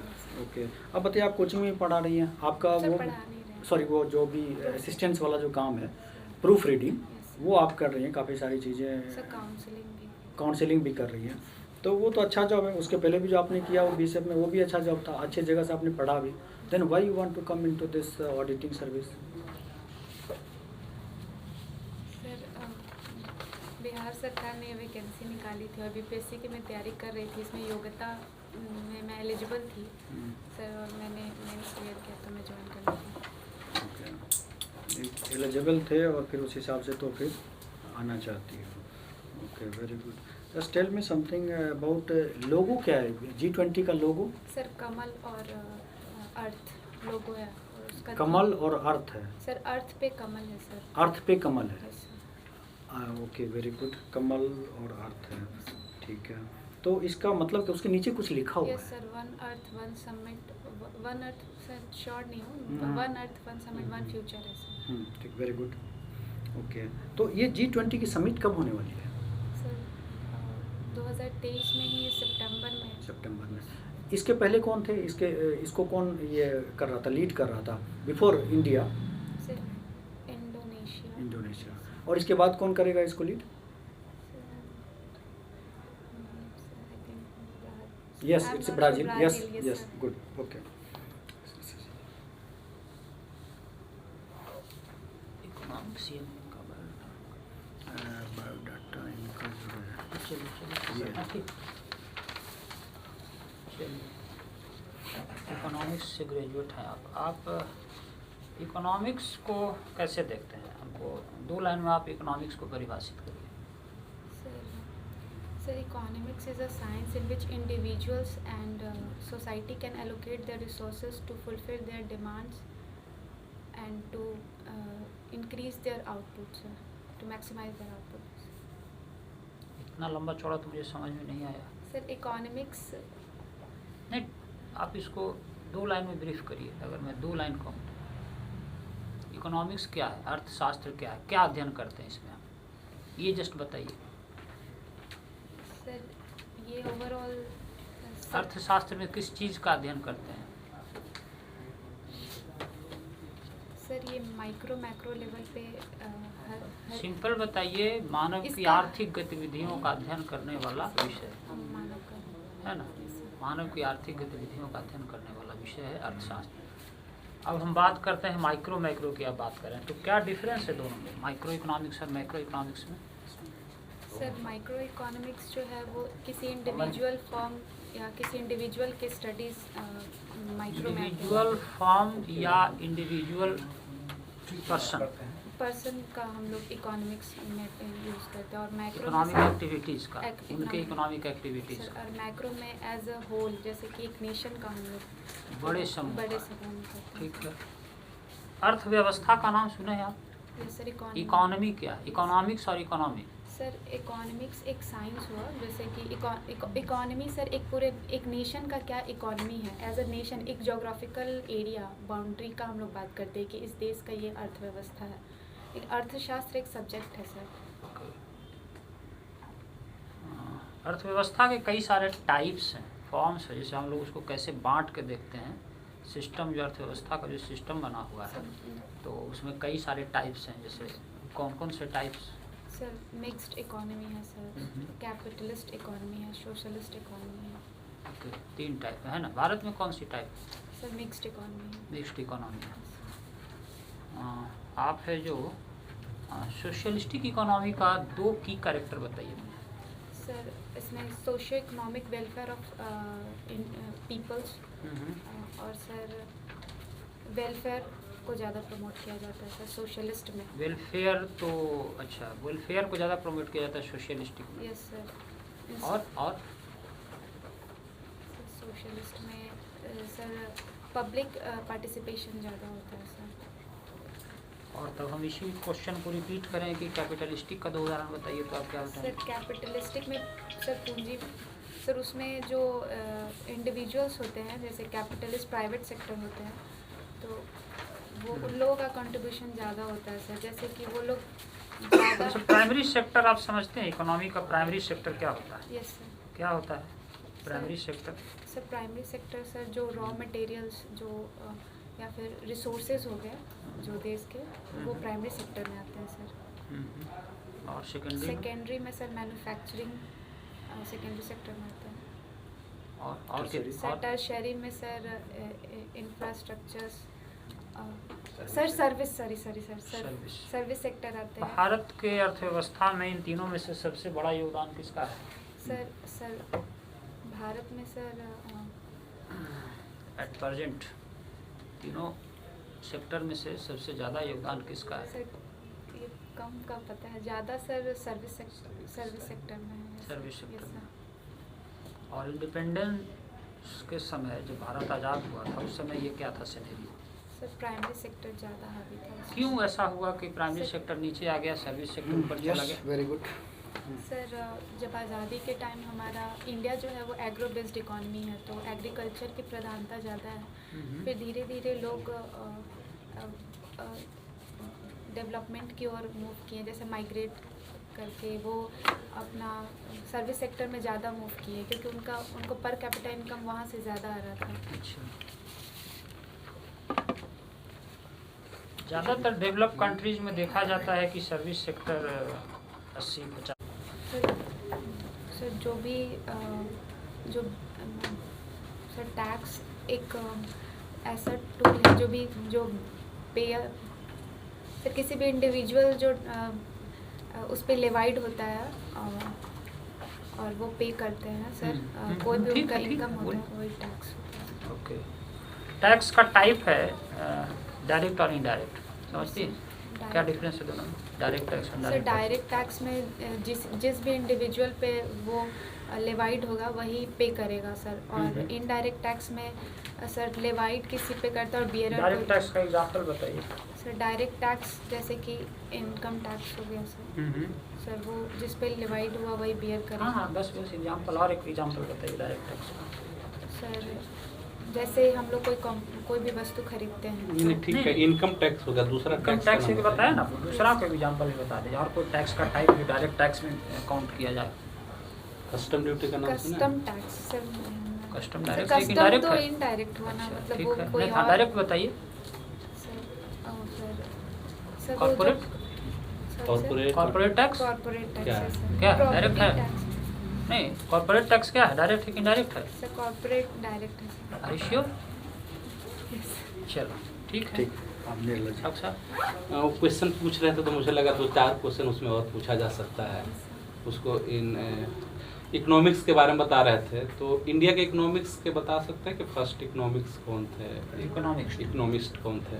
Sir father नहीं, भारत की ओर से कोई बड़े इकोनॉमिस्ट जो सबसे पहले जिनका कंट्रीब्यूशन आता हो अर्थशास्त्र के क्षेत्र में? अर्थशास्त्र में सर, एक मनमोहन सिंह का भी कंट्रीब्यूशन मनमोहन सिंह से पहले भारत में अर्थशास्त्री जन्म ही नहीं लिए। तो पहले का पूछ रहे हैं। हाँ, पहला पूछ रहे हैं कि भारत की ओर से पहला। मॉक चल रहा है, कैजुअली नहीं होना है थोड़ा। Sorry sir. चलो कोई बात नहीं। अच्छा, अभी कंटेम्प्रेरी टाइम का कोई इकोनॉमिस्ट बताइए भारत का जिनका कि नाम हो वर्ल्ड लेवल पे। कंटेम्प्रेरी टाइप, सर अभी कंटेम्प्रेरी टाइम को का। मिला है सर एक नोबेल प्राइज। अच्छा, चाणक्य को एक इकोनॉमिस्ट माना जाता है इंडिया का। वो क्या इकोनॉमिस्ट में उनका योगदान था? वो क्या फर्स्ट इकोनॉमिक्स है इंडिया का? या फिर चाणक्य के बारे में जानते हैं? सर हिस्ट्री में उनका जो बुक है क्या है? अर्थशास्त्र। अर्थशास्त्र तो क्या उनकी है? पुस्तक है, क्या है? सर राजनीति लिखी है राजनीति। सर, पाटलिपुत्रा की राजनीति के बारे में उन्होंने जिक्र किया है। अच्छा, दूसरा चीज प्राइमरी सेकेंडरी टर्शियरी सेक्टर्स करते हैं। इंडिया का जो अभी इकोनॉमिक बूम हुआ है और 5th लार्जेस्ट इकोनॉमी हो गया है, उसमें मतलब सबसे ज़्यादा योगदान क्या है, किसका है, कैसे हो पाया? सर्विस सेक्टर का योगदान ज़्यादा है सर। सर्विस सेक्टर से इंडिया का सर्विस सेक्टर्स में कंट्रीब्यूशन और चाइना का सर्विस सेक्टर कंट्रीब्यूशन या फिर डेवलप कंट्रीज में क्या अंतर है? सर यहाँ पे जो टेक्नोलॉजी है और इंफ्रास्ट्रक्चर है उसको और भी ज़्यादा उसको अपग्रेड करने की ज़रूरत है, और चाइना का ऑलरेडी डेवलप्ड है। क्योंकि अभी हम लोग देखते हैं कि वर्ल्ड का जितने डेवलप्ड इकोनॉमी है उसमें सब प्राइमरी सेक्टर्स का कंट्रीब्यूशन 5% से नीचे है। प्राइमरी सेक्टर और जो खास करके 2-3 कंट्री का कंपैरिजन किया जाता है तो उसमें इंडस्ट्रियल सेक्टर्स का कंट्रीब्यूशन सब जगह सर्विस सेक्टर से बहुत कम है और प्राइमरी सेक्टर तो 5% से कम है। तो हम ये देख रहे हैं कि चाइना का जो मर्केंटाइज ट्रेड है यूएसए से दुगना करीब है एक्सपोर्ट में। आपको मालूम है कि नहीं? एक्सपोर्ट में वर्ल्ड में सबसे लार्जेस्ट तो है, यूएसए से दुगना है। यूएसए का करीब 1400 बिलियन डॉलर एक्सपोर्ट करता है और चाइना 2600 एक्सपोर्ट करता है। फिर भी ये देख रहे हैं कि ट्रेड के बाद भी वो युआन का वैल्यू बहुत कम है, डॉलर के अपेक्षा 8 या 9 है। तो ऐसा क्यों, युआन ही क्यों ज़्यादा नहीं हो जाता? क्योंकि एक्सपोर्ट ट्रेड डिफिसिट में नहीं बल्कि ट्रेड सरप्लस में है, ऐसा क्यों हो रहा है? सर गैस कर सकते हैं, मुझे पता नहीं। हाँ, बताइए। सर डॉलर पहले से ही उसको एक पैरामीटर पूरे वर्ल्ड लेवल पे मापा गया था कि डॉलर को ही पैरामीटर माना जाएगा किसी भी कंट्री को उसको इक्वलाइज करने के लिए। तो अभी सर करेंटली चाइना है, अभी उसका वैल्यू जो है बढ़ा है। तो अच्छा, इंटरनेशनल करेंसीज का वैल्यू कैसे निर्धारित होता है, कुछ आइडिया है उसके बारे में? जैसे हम कहते हैं कि 80 रुपये का $1, क्यों ना $80 का $1? कैसे ये डिटरमाइन होता है? Sorry sir.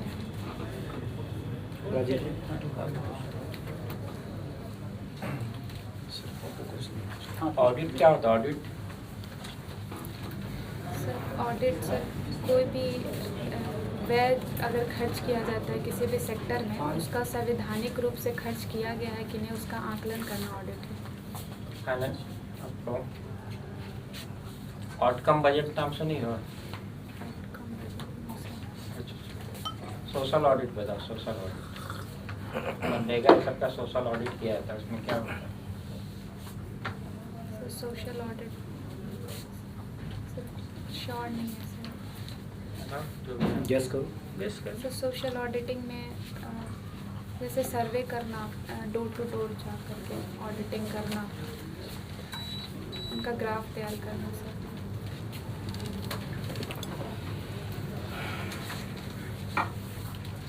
ऑडिट में कोई डिसीजन देंगे ना, क्या हुआ नहीं हुआ, कैसे चेक करें?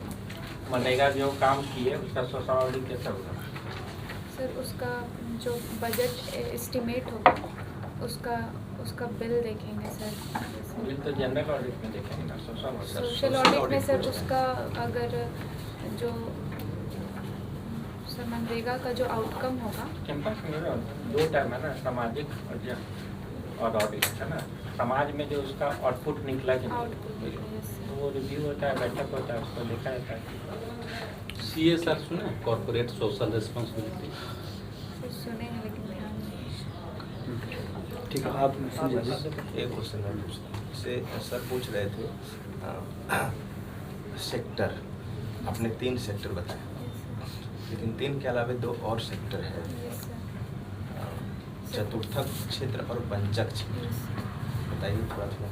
सर क्वार्टिनरी सेक्टर में सर रिसर्च एंड डेवलपमेंट आता है, और क्विनरी में सर जो हायर अथॉरिटी होती है गवर्नमेंट का डिसीजन या पॉलिसी मेकिंग सर वो क्विनरी में होती है। लास्ट क्वेश्चन आप बताइए, चंद्रयान 2 और चंद्रयान 3, सेकेंड में ऐसा क्या नहीं था जिसके कारण क्रैश कर गया, और इसमें क्या ऐसा है जिसके कारण ये संभावना बन रही है कि ये अपना सफलतापूर्वक इसका वहाँ पे सॉफ्ट लैंडिंग कर लेगा? मैं कैस कर मतलब थोड़ा सुनी हो, ध्यान नहीं है न्यूज़ में। मतलब उसका जो लैंडर और रोवर जो है उसका जो कैपेसिटी वो इस बार वो स्ट्रॉन्ग बनाया गया, और उसका जो लैंडर और रोवर दोनों का? इंजन में भी जो क्रायोजेनिक इंजन है। ठीक है सर, ठीक है। Okay, you may go, thank you. Good evening sir. Yes, good evening, please please. Thank you sir. Okay, Ritika, you tell me about basketball, because ये आपका हॉबी है बास्केटबॉल खेलना, यस सर। तो अभी भी खेलती हैं? Yes sir. तो इसके बारे में ज़रा बताइए, बास्केटबॉल पर हमें कुछ भी जानकारी नहीं है, आप इनके बारे में बताइए। सर बास्केटबॉल में 12 प्लेयर होते हैं, ओके। जिसमें 5 प्लेयर ग्राउंड में एक बार में खेलते हैं, 7 एक्स्ट्रा प्लेयर होते हैं। अगर 5 में से किसी को चोट लगती है या कोई पर्सनल फाउल या कोई फाउल करता है जिसके द्वारा अगर उनको गेम से निकाल दिया जाता है तो उनके बदले कोई एक्स्ट्रा प्लेयर में से जाके खेल सकता है। इसमें 3 पॉइंट करने का होता है, एक 3 पॉइंट होता है, वहाँ से पॉइंट करने पे 3 पॉइंट मिलता है, और एक पॉइंट होता है वहाँ से 2, और एक जगह से 1 होता है। अभी तुम तैयारी कर रही हो ना? Yes sir. किस चीज़ की? सर बीपीएससी की। बीपीएससी की तैयारी कब से कर रही हो? सर 2020 से। तो ठीक है, 2-3 साल तैयारी करो। ये बताओ तुम्हें कब समय मिलता है इसको खेलने के लिए? सर जब भी सर शाम को जब भी सर मन करता है या बोर होते हैं तो सर जाती हो खेलने के Yes, लिए? sir. Yes, how many minute, जैसे अभी बताया ना कि इसमें 12 प्लेयर चाहिए, 7 खेलते हैं और 5 रिजर्व में रहते हैं, Yes, sir. तो मिनिमम कितने प्लेयर चाहिए जिससे कि तुम जाओगे तो जरूरी नहीं कि वहाँ पे सारे प्लेयर होंगे? सर ऐसे गेम के रूल के हिसाब से तो 5 ग्राउंड में होने ठीक चाहिए है। एक टीम से, पर अगर ऐसे एंटरटेनमेंट के लिए खेलना है तो 2-3 आदमी भी खेल सकता है। ओके, तो जब तुम जाती हो खेलने के तो वहाँ कितने लोग मिल जाते हैं जिसमें से कि मतलब खेलती हो जिस रात सर बास्केट? मेरी पहचान के मेरे क्लास के 2-3 लोग। तो उनको कभी बुला 4 लेती हो खेलने के लिए? Yes sir.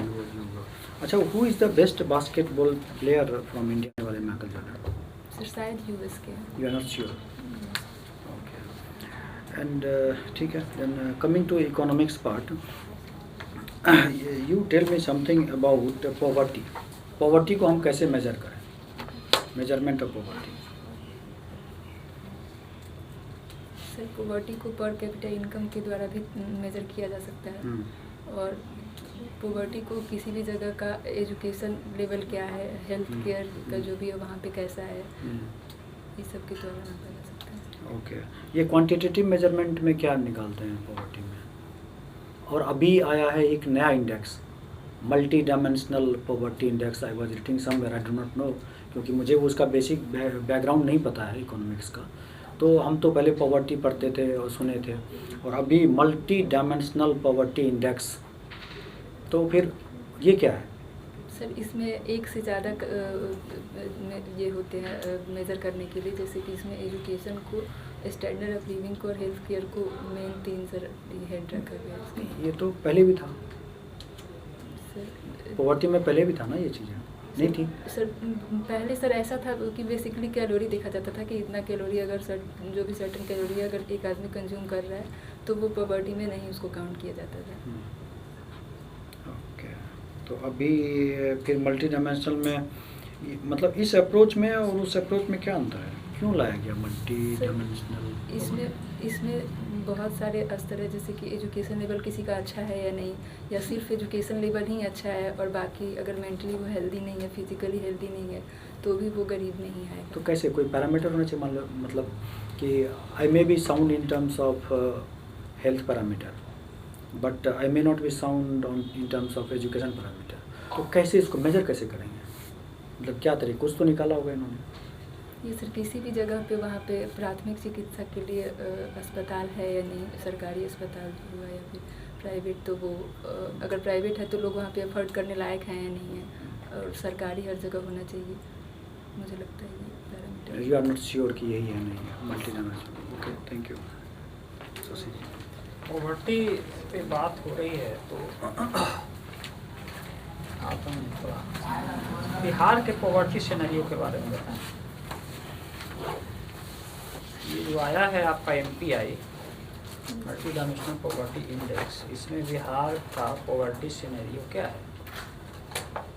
सर बिहार में तीनों ही सर सिचुएशन है, यहाँ पे गरीबी सर, एजुकेशन लेवल पे भी सर हमारे यहाँ कितना लिटरेसी पॉवर्टी है, कितना घाटा है, कोई आंकड़ा है बिहार के संदर्भ में? सर पहले 51.5 के आसपास था सर। अच्छा, अभी जो रिसेंटली जो आया है आपका MPI जी सर। जो कि नीति आयोग जारी करता है हिंदुस्तान में, तो उसमें बिहार का पॉवर्टी सिनेरियो कितना है, क्या है? सर एग्जैक्ट याद एग्जैक्टली नहीं है, कोई बात नहीं। अच्छा चलिए, पॉवर्टी और अनएम्प्लॉयमेंट ये दोनों एक दूसरे से जुड़े हुए चीज़ है, इकोनॉमिक्स में आप पढ़े होंगे। नहीं सर। पॉवर्टी और अनएम्प्लॉयमेंट में क्या कोरिलेशन है? सर डायरेक्ट रिलेशन है सर दोनों। Direct relation, yes sir. यानी क्या समझे हम? सर अगर पॉवर्टी अनएम्प्लॉयमेंट बढ़ेगा तो वहाँ पे पॉवर्टी भी बढ़ेगी, अगर अनएम्प्लॉयमेंट तो पॉवर्टी घटेगा। को इरेडिकेट करने के लिए सबसे महत्वपूर्ण तरीका क्या हो सकता है? सर लोगों को अगर रोजगार मिलता है तो पॉवर्टी को कम किया जा सकता है। रोजगार मिलता है, यस सर। तो रोजगार क्यों नहीं मिलता है बिहार में, क्यों नहीं रोजगार दे दिया जाता है सभी लोगों को? पॉवर्टी खत्म हो जाती है, समस्या क्या है? सर स्किल पर्सन होने चाहिए, प्रॉपर ट्रेनिंग मिलनी चाहिए रोजगार के लिए रोजगार पाने अमन। के लिए। स्किल पर्सन होना चाहिए, ट्रेनिंग मिलना चाहिए, और कुछ चाहिए रोजगार के लिए? एम्प्लॉयमेंट क्रिएशन कैसे हो सकता है किसी भी अर्थव्यवस्था में? Yes sir. एम्प्लॉयमेंट क्रिएशन का क्या तरीका है? सर इंफ्रास्ट्रक्चर वैसा क्रिएट करके उस पर काम करके सर। इंफ्रास्ट्रक्चर बना देंगे तो एम्प्लॉयमेंट क्रिएशन हो जाएगा। जी सर, मुझे लगता है कि अगर जैसे रोड कहीं हम बनाते हैं गांव में तो उससे कनेक्टिविटी हो जाएगी और फिर रोड बनाने में वहाँ के लोग उसमें इन्वॉल्व होंगे। उसके अलावा भी जरूरत पड़ती है कई सारी चीज़ों की। स्कूल, एम्प्लॉयमेंट क्रिएशन इंडस्ट्री के लिए वगैरह। बेसिक्स क्या है किसी भी अर्थव्यवस्था? जैसे मान लीजिए अफ्रीकन कंट्री की बात करें, कई सारे अफ्रीकन कंट्री ऐसे हैं जो अभी भी वो 100 साल पहले वाले स्टेज में है, यानी वहाँ डेवलपमेंट का प्रोसेस शुरू ही नहीं हुआ है। क्या कारण है? या फिर अगर कोई कारण नहीं है तो फिर कैसे शुरू किया जाए वहाँ डेवलपमेंट का प्रोसेस? रवांडा बुरुंडी का नाम सुने हैं आप? Yes sir. वहाँ अभी डेवलपमेंट का प्रोसेस शुरू ही नहीं हुआ है, अंडर डेवलप कंट्री है। वहाँ हम अगर डेवलपमेंट के प्रोसेस को शुरू करना चाहें तो क्या करना होगा, शुरुआत कहाँ से होगा करना? Sir actually sir geographical area के बारे में और इकोनॉमिक ज्योग्राफिकल एरिया छोड़ दीजिए, XYZ कोई भी कंट्री है जहाँ पे कि अभी डेवलपमेंट का प्रोसेस नहीं शुरू हुआ है। हम मान लीजिए कि 100 साल पहले भारत की ही बात कर लें, कोई ऐसा देश जो अंडर डेवलप कंट्री है वहाँ आपको डेवलपमेंट के प्रोसेस को चालू करने की जिम्मेवारी दी जाती है या आपसे सुझाव मांगा जाता है, तो सामान्य या बेसिक चीज़ें क्या होती है? सर सबसे पहले देखेंगे कि वो एरिया कैसा है, अगर वहाँ किस टाइप की इंडस्ट्री वहाँ पे लगाने से ज़्यादा आउटपुट मिल सकता है ठीक, तो उस टाइप के इंफ्रास्ट्रक्चर पे हम काम करेंगे। Infrastructure. Yes sir. Okay, infrastructure के साथ साथ आपको एम्प्लॉयमेंट भी जनरेट करना होगा, है ना? Yes. एम्प्लॉयमेंट जनरेट करने के लिए इन्वेस्टमेंट की जरूरत पड़ेगी, स्किल पर्सन की जरूरत पड़ेगी, ट्रेनिंग की जरूरत पड़ेगी, यानी पूंजी निवेश करना होगा। इन्वेस्टमेंट समझते हैं? Yes sir. इन्वेस्टमेंट क्या है?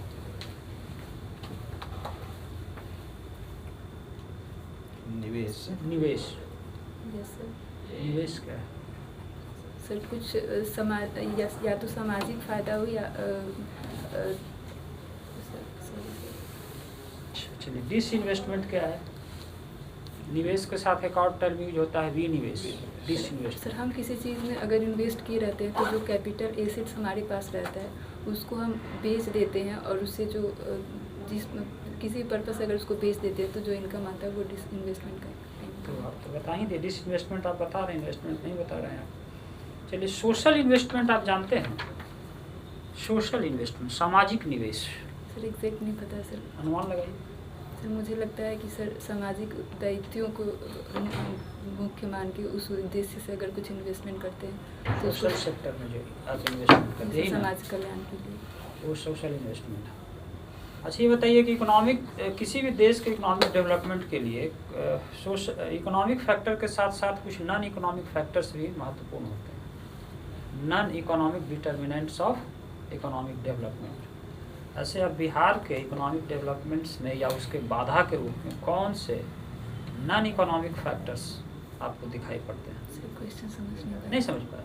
किसी भी देश के या क्षेत्र के आर्थिक विकास के लिए कुछ तो आर्थिक कारक जिम्मेवार होते हैं और कुछ गैर आर्थिक कारक। कल भी बात हुई थी, जैसे सर ने बताया था कि आप है जो सामाजिक बता दो, राजनीतिक बता दो, है ना, बहुत सारे कारक। तो बिहार के संदर्भ में आप हमें बताएं कि बिहार के आर्थिक विकास या पिछड़ेपन के लिए कौन से गैर आर्थिक कारक जिम्मेवार? सर मुझे लगता है आपदा से संबंधित हो सकता है, जैसे यहाँ पे हो सकता है, ये सर, नहीं यही- बताइए आप एग्जैक्टली बताइए दो महत्वपूर्ण sir- non economic factor. Sir Bihar में बाढ़ और सूखा की जो स्थिति है वो है। ये तो एक तो नेचुरल क्लामिटी हो गया, प्राकृतिक कारक आप बताएं, इसके अलावा हम दोनों के एक ही में गिनेंगे। और कुछ सामाजिक बता दीजिए, क्या दिक्कत है? कल तुमसे यही क्वेश्चन पूछा कल तो गया हम तो आंसर बता दिए। कल तुमसे यही क्वेश्चन पूछा गया था। अच्छा इन्हीं से पूछा गया? अरे इन्हीं से ये पूछा- क्वेश्चन नहीं था सर। अच्छा ये नहीं। अच्छा चलो फिर अभी अच्छा कोई बात डेवलप्ड अच्छा ठीक है, हाँ बताइए, गलत पूछा। अच्छा हाँ पूछिए डॉक्टर। हाँ, डेवलप्ड और अंडर डेवलप्ड, ये क्या है? Under developed nation, developed nation ये बता रहे थे, क्या है डेवलपमेंट का इंडिकेटर? क्या क्या डेवलप? सॉरी सर एग्जैक्ट नहीं पता। और ग्रोथ या डेवलपमेंट में क्या फर्क है? कहते हैं ग्रोथ, इकोनॉमिक ग्रोथ हो रहा है, डेवलपमेंट हो रहा है। सर ग्रोथ में बेसिकली अगर किसी भी एरिया में ग्रोथ हो रहा है, जैसे पर कैपिटा इनकम बढ़ रहा है तो उसको हम ग्रोथ कह सकते हैं। लेकिन डेवलपमेंट के लिए सारे जितने भी है सब में सर डेवलपमेंट होना चाहिए, जैसे एजुकेशन, हेल्थ केयर, हर चीज़ में लिविंग स्टैंडर्ड, हर चीज़ में अगर डेवलपमेंट होगा, कुछ विकास होगा तो ही उसको डेवलपमेंट कहेंगे। इंडिया का हाँ सर इंडिया के डेवलपमेंट इंडिकेटर में किस में बढ़िया है और किस में सुधार की आवश्यकता है? सर मुझे लगता है एजुकेशन में सुधार की बहुत ज़रूरी है, हेल्थ केयर में भी ज़रूरी है सर। अभी बहुत देख रहे हैं यूक्रेन रसिया का वार चल रहा है, इसमें डॉलर डिप्लोमेसी की बात चल रही थी। Yes. ये डॉलर डिप्लोमेसी क्या है?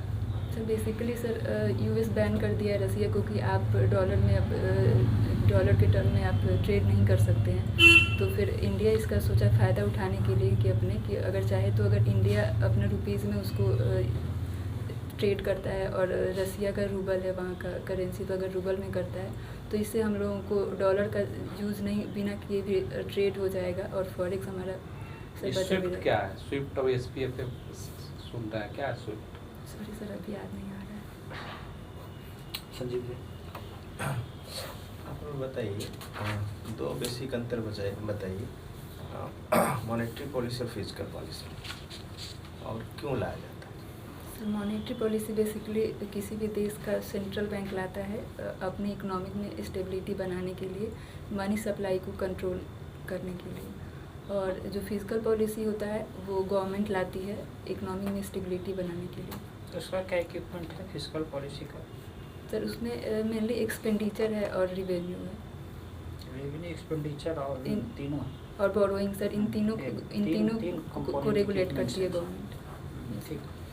एक लास्ट क्वेश्चन, अगर एक शिक्षक यस सर, एक शिक्षक यस सर, जो अपने बच्चे को पढ़ा रहे हैं, यस सर, है ना, और मान लिए वो बच्चा कि पापा आप मुझे पढ़ाए हैं, हम आपको 5 रुपया देते हैं, आप टॉफ़ी खा लीजिएगा, उसको तो नहीं पता है वो 5 रुपया नेशनल इनकम में कंसीडर होगा कि नहीं। सॉरी सर फिर से रिपीट करेंगे। एक शिक्षक है जो अपने बच्चे को पढ़ा रहे हैं और बदले में वो बच्चा उनको 5 रुपये देता है, टीचर को अपने पिताजी को, तो 5 रुपया सर 5 रुपये कौन देता है सर? बच्चा देता है अपने पिताजी को कि आपने मुझे पढ़ाया, क्योंकि दूसरा जगह पढ़ाते हैं तो पैसा तो लेते होंगे ना। Yes sir. तो वो पैसा नेशनल इनकम में कंसीडर होगा या नहीं? सर कोई भी काम अगर करने से इनकम जनरेट होता है मैं बस यही बता रहा हूँ, यस या नो कंसीडर होगा या नहीं? यस। ठीक है sir. Okay, thank you. You may go. Okay, Om Prakash, तुम अपने बारे में कुछ बताओ। So my name is Om Prakash. And I have completed my graduation in economics honors from Maghar University and College. I have done my 12th from St. Michael High School, Patna, and I have completed my 10th from BD Public School. And I have right now I'm preparing for civil services, and in this exam my optional was economics. Okay. ये बताओ तुम graduation कब किए हो? Sir 2017 से। 2017 में। 2017 में graduation करने के बाद से क्या कर रहे हो? सर सिविल सर्विसेज की प्रिपरेशन कर रहा था। सिविल सर्विस के कौन से एग्जाम की प्रिपरेशन कर रहे हो? सिविल अभी तक कौन कौन से एग्जाम दिए? Sir UPSC, BPSC mainly. Okay, कहाँ तक पहुँचे? सर मेंस लिखे थे। किसका? यूपीएससी का। यूपीएससी का with economic subjects? Yes sir. Okay, अब ये बताओ, जब तुम फिर तुम्हारा इतना बढ़िया एजुकेशनल बैकग्राउंड है, तुम इकोनॉमिक्स से किए हो, सेंट माइकल स्कूल से पढ़े हो, मगध यूनिवर्सिटी से ये भी कंप्लीट किए हो, सिविल सर्विस का भी इंटरव्यू दिए हो, तो फिर ये ऑडिटिंग सर्विस में क्यों आना चाहते हो? सर बिकॉज मेरा इकोनॉमिक्स बैकग्राउंड है और एज अ सब्जेक्ट इकोनॉमिक्स कहीं ना कहीं सर ऑडिटिंग को एक बेटर समझ देता है, ऑडिट अकाउंट्स के बारे में, तो इसलिए सर।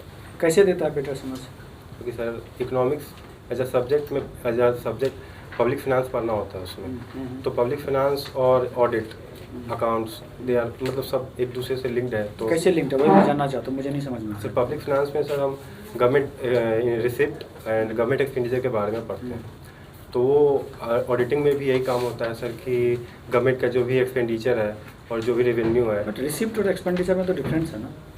यस सर, तो वही इसी के बारे में पढ़ते हैं, तो कहीं ना कहीं सर इंटरलिंक्ड है, तो एक बेटर समझ देता है औरों के कंपेरिजन में। Okay okay okay.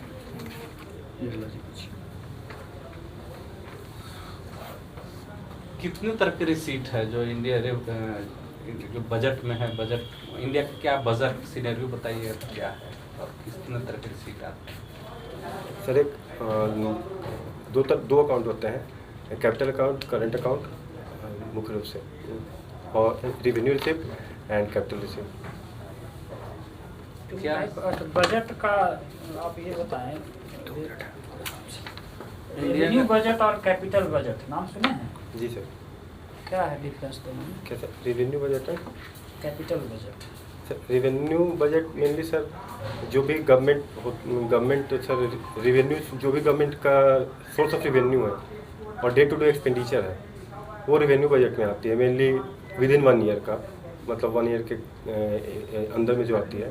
और कैपिटल बजट जो होता है उसमें कैपिटल एक्सपेंडिचर और कैपिटल रिसिप्ट के बारे में होता है, जो कि 1 साल से अधिक लॉन्ग टर्म एक्सपेंडिचर और रिसिप्ट वाले होता है। वो दोनों बताइएगा, कौन कैपिटल रिसिप्ट में क्या है और रेवेन्यू रिसिप्ट में क्या है? रेवेन्यू रिसिप्ट में और जितना भी टैक्सेस है, direct taxes, indirect taxes, gift, ये सब आ जाते हैं। और रेवेन्यू एक्सपेंडिचर में आ जाता है sir day to day expenses of the government. और कैपिटल रिसिप्ट में आ जाता है सर बोरोइंग्स हो गया या फिर आपको डिसइन्वेस्टमेंट हो गया। और कैपिटल एक्सपेंडिचर में आ जाता है कोई भी कैपिटल, अगर जो भी गवर्नमेंट लोन देती है स्टेट्स को, सेंट्रल यूनियन गवर्नमेंट जो स्टेट्स को लोन देती है वो आ जाता है। फिर आपको कोई भी कैपिटल एक्सपेंडिचर स्कूल, नया स्कूल बनाने में, या कैपिटल जो भी कैपिटल इन्वेस्टमेंट या मशीनरी लगाने में, तो वो सब कैपिटल एक्सपेंडिचर में। नॉन टैक्स रिसिप्ट क्या है? सर वो बेसिकली जो भी फाइन, फीस, ये सब लगता है वो नॉन टैक्स रिसिप्ट। रेवेन्यू में रखेंगे कि कैपिटल में? जी सर। रेवेन्यू में रखेंगे कि कैपिटल में रखेंगे? ये सर नॉन टैक्स रिसीट को कैपिटल में रखेंगे सर। कैपिटल। अच्छा, आप इंटरेस्ट कहाँ रखेंगे? ब्याज से जो आमदनी होगी सरकार को, सरकार ने किसी को लोन दिया, जी सर, ब्याज से जो आमदनी होगी इंटरेस्ट से, वो कहाँ रखा जाएगा? कैपिटल, वो इसमें कैपिटल रिसिप्ट में सर। Capital receipt. बताइए, महाराष्ट्र का केजी ऑडिट है, बिहार का वित्त टैक्सेशन ऑडिट है, पंचायत को अलग डिपार्टमेंट अलग से रखने की बहाली करने की आवश्यकता पड़ेगी? सर सर बेसिकली जो भी बिहार सरकार का ऑडिट अभी हो रहा है पंचायती राज विभाग में, वो एक्सटर्नल ऑडिटर के थ्रू हो रहा है। तो एज अ इंटरनल ऑडिटर हर एक इंस्टीट्यूशन में ज़रूरी होता है किसी भी अकाउंट्स फाइनेंशियल ट्रांजेक्शन को की जांच करने के लिए। तो इसलिए sir internal auditor as a internal auditor ज़रूरत पड़ी सर। पंचायत का संरचना बताइए कैसे, मतलब पंचायती राज का संरचना बताइए। सर 73rd कॉन्स्टिट्यूशनल अमेंडमेंट 1992 के बाद ये आया और ये थ्री टेयर स्ट्रक्चर है, जिसमें लोएस्ट लेवल पे ग्राम सभा होता है, मिडिल लेवल पे पंचायत समिति होता है और डिस्ट्रिक्ट लेवल पे जिला परिषद होता है। पंचायती राज में है ना, जो चुनाव होता है 6 अलग अलग मतदान के बैलेट रहते हैं, कौन कौन 6 के चुनाव होते हैं? सर एग्जैक्ट तो आइडिया नहीं है, गेस करने के लिए बोलेंगे तो सर एक मुखिया होता है, वार्ड मेंबर होते हैं, सरपंच होते हैं, पंच होते हैं। सरपंच पंच दोनों अलग? Yes sir. ठीक। एंड पंचायत समिति भी होते हैं सर। जैसे बिहार में पंचायती राज संस्थाओं को कितने विषयों पर प्रशासन करने का अधिकार दिया गया? कितना विषय बिहार में? 29 है सर। और जहाँ तक हमें पता है सर 17 सब्जेक्ट को डिवॉल्व किया गया है। कितना? 17 सब्जेक्ट को सर। 17? जी सर। अब ये बताइए कि बिहार में जो पंचायती राज संस्थाएं लागू है उसमें महिलाओं को कितना प्रतिशत आरक्षण है? सर 50%। 50%? कब से? 2006 से सर। शुरू से ही? Yes sir. 2006 से सर। अच्छा। दूसरी बात कि और किन किन वर्गों का आरक्षण है बिहार की पंचायती राज संस्थाओं में? किस किस तरह का आरक्षण है? सर SC ST को 2006 बिहार पंचायती राज एक्ट 2006 के तहत SC ST को पॉपुलेशन के हिसाब से आरक्षण देने का प्रावधान है सर। SC ST? उसके अलावा और किसी वर्ग को है पंचायती राज संस्थाओं में आरक्षण? और तो सर SC ST आपने बताया, वीमेन बताया 2। जी सर। इसके अलावा और कोई कैटेगरी है वो? इसके अलावा पता नहीं सर। नहीं पता। अत्यंत पिछड़ा वर्ग का भी है। अत्यंत पिछड़े वर्ग को भी पंचायती राज संस्थाओं में आरक्षण है ना? कब चुनाव हुआ था उसके पास? अभी वर्तमान में कब चुनाव? पंचायती राज संस्थाओं का सबसे अंतिम चुनाव कब हुआ बिहार में? सर 2-3 साल पहले हुआ था एग्जैक्ट। 3 साल पहले नहीं, आप बताएं, ईयर बताएं, महीना ना बताएं, ईयर बताएं कब से? 2020 में होता शायद सर। 20 में? शायद किस? अच्छा एक चीज़ पूछ रहे हैं कि इंडिया का बजट डिफिसिट जो है, बजट डिफिसिट भी है, ट्रेड डिफिसिट है। इंडिया का करीब टोटल 1000 बिलियन डॉलर का ट्रेड है, जिसमें 200 बिलियन डॉलर का करीब ट्रेड डिफिसिट है। तो बैलेंस ऑफ पेमेंट कैसे इंडिया कर पाता है? 200 तो ट्रेड डिफिसिट में, बैलेंस ऑफ पेमेंट क्या है?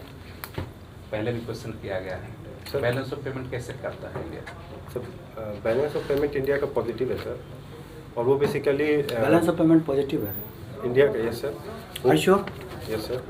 जब ट्रेड में डिफिसिट है तो बैलेंस ऑफ पेमेंट पॉजिटिव कैसे होगा? सर वो दो अकाउंट होता है, करंट अकाउंट, कैपिटल अकाउंट। नहीं भाई, केवल बताओ बैलेंस ऑफ पेमेंट क्या है? बैलेंस ऑफ ट्रेड और balance of payment. Balance of trade. Balance of trade sir वो बैलेंस ऑफ ट्रेड जो होता है वो जो भी कोई कंट्री दूसरे कंट्री के साथ, कोई फॉरेन कंट्री के साथ मेनली विजिबल गुड्स में ट्रेड करती है, उसको बैलेंस ऑफ ट्रेड करते हैं। और बैलेंस ऑफ पेमेंट कंबाइंड होता है सर, इसमें विजिबल और इनविजिबल सब आ जाते हैं सर। और तो उसमें कैपिटल अकाउंट, करंट अकाउंट दोनों होता है। बिल्कुल जी सर। तो अभी पॉजिटिव है बैलेंस ऑफ ट्रेड या नेगेटिव है?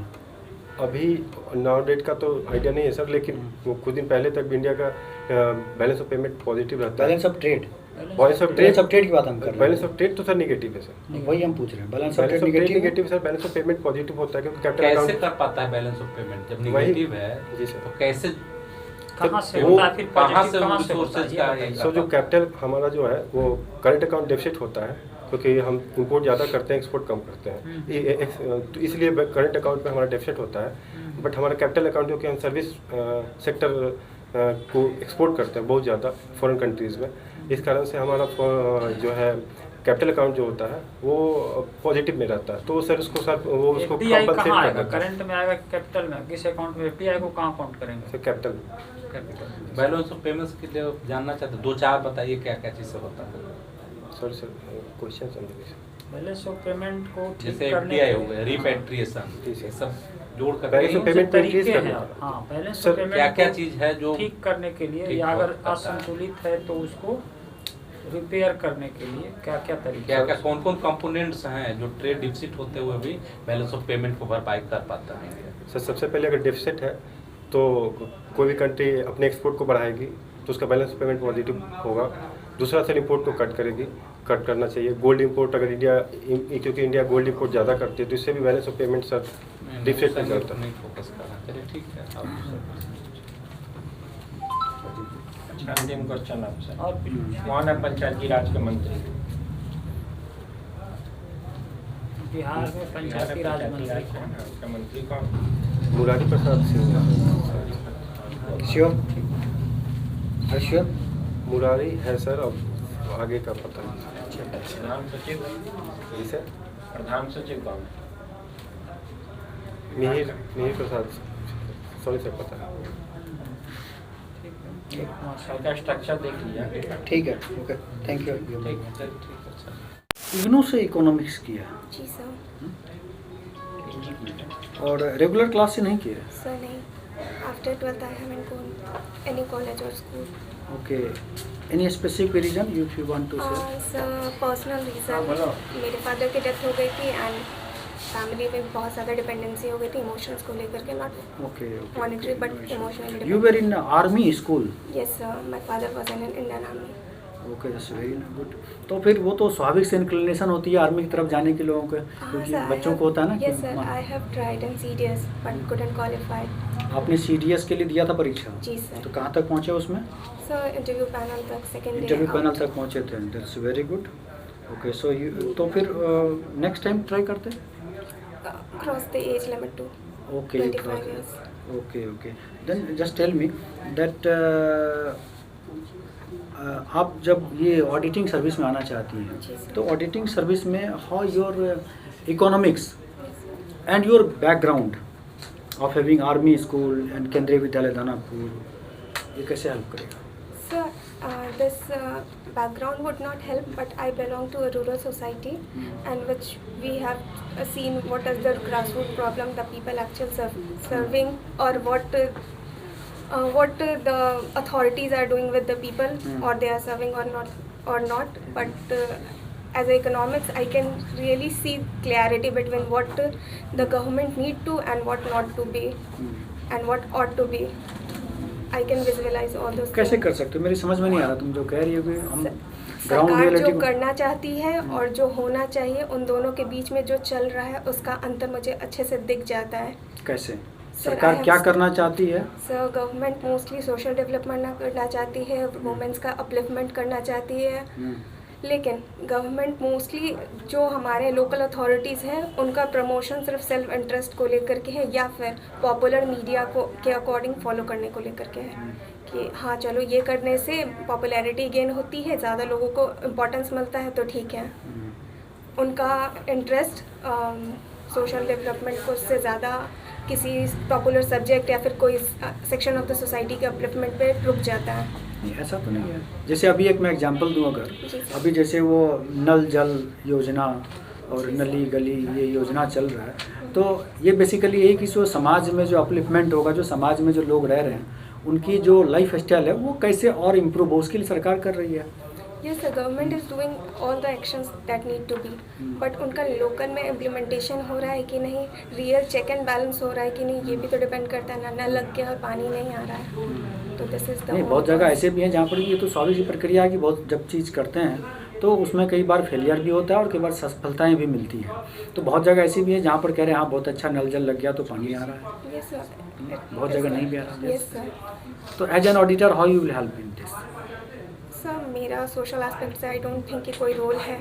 I have to only counter the accountability of that amount आया था तो उसका एक्सपेंडिचर हुआ है कि नहीं, अगर एक्सपेंडिचर हुआ है तो प्रॉपर रिसीटिंग हुई है कि नहीं, वाउचर्स हैं कि नहीं, बिलिंग प्रॉपर हुई है कि नहीं, तो I have the economic authority only. हाँ, अच्छा ये बताओ, जैसे अभी बिहार में कई सारे योजनाएं चल रही हैं जो कि विमेन ओरिएंटेड है, जी सर। बिहार सरकार की योजना है जो कि विमेन ओरिएंटेड है, विमेन पे फोकस्ड है। कुछ योजनाएं का नाम बताओ इसमें।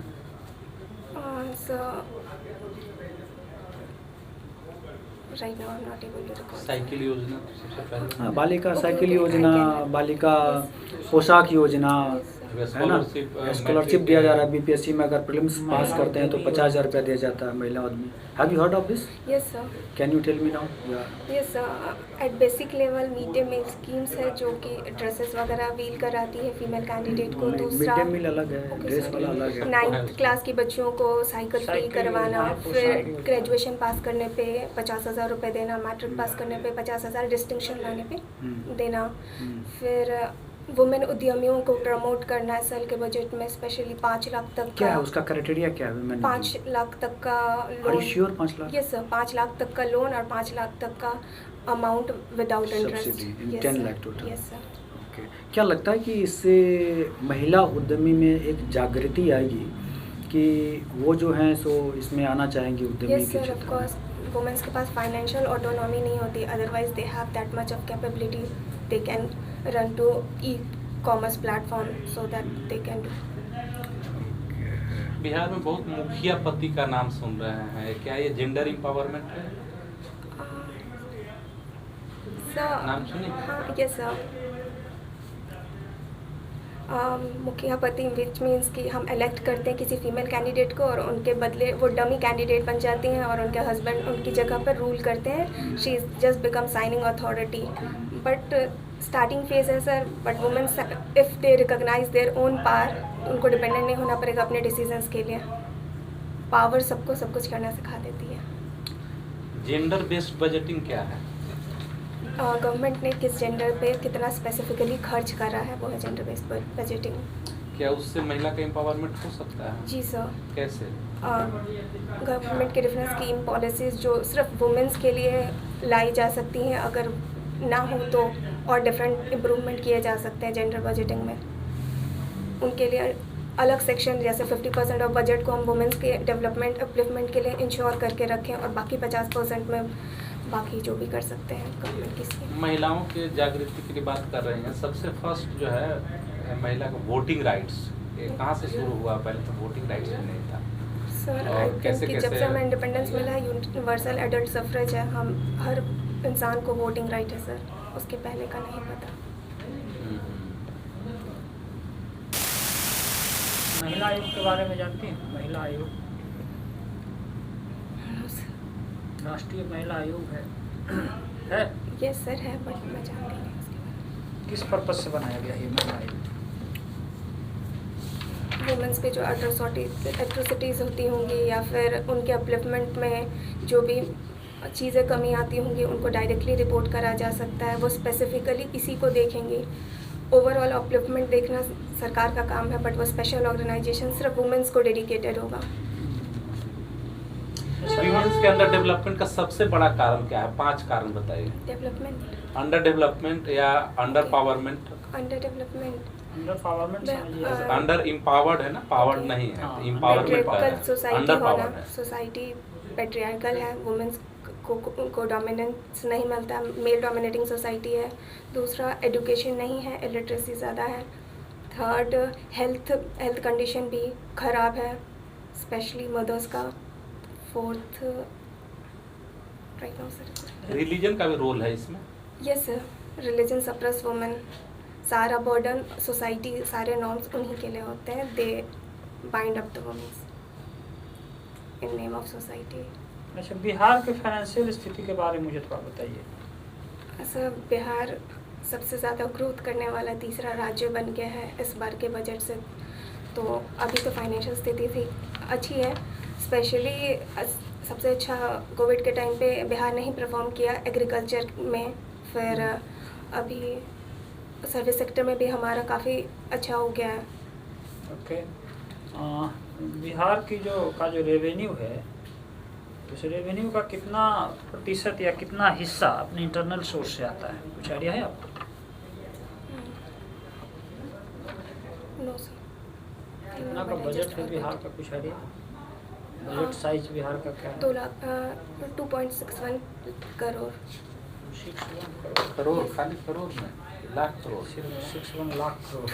2.61 ओके। करोड़।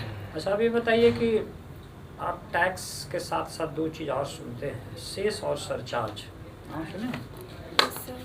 हिंदी में अगर कहें उसको तो उपकर और अधिभार कहा जाता है।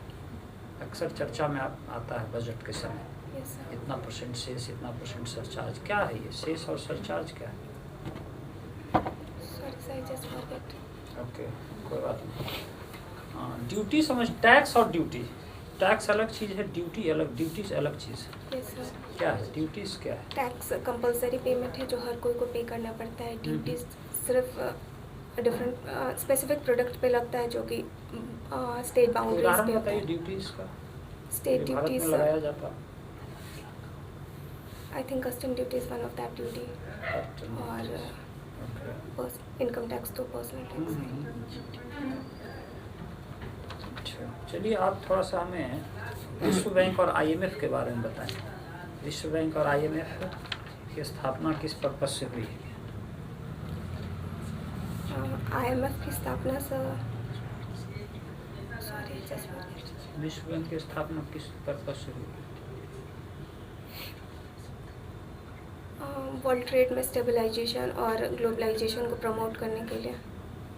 विश्व बैंक की ग्लोबलाइजेशन क्या है?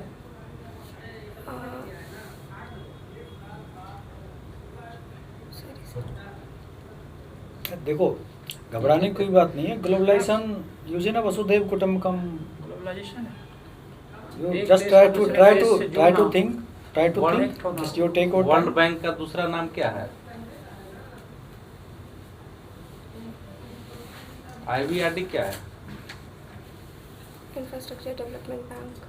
Reconstruction and development international bank for reconstruction and development, reconstruction and development, ठीक है, अच्छा, यही है वर्ल्ड बैंक। हाँ, ब्रिक्स बैंक की बात चल रही है कि जो वर्ल्ड बैंक है और IMF है, ये दोनों को रिप्लेस कर देगा। ब्रिक्स बैंक क्या है, इसके बारे में कुछ बता सकते हैं?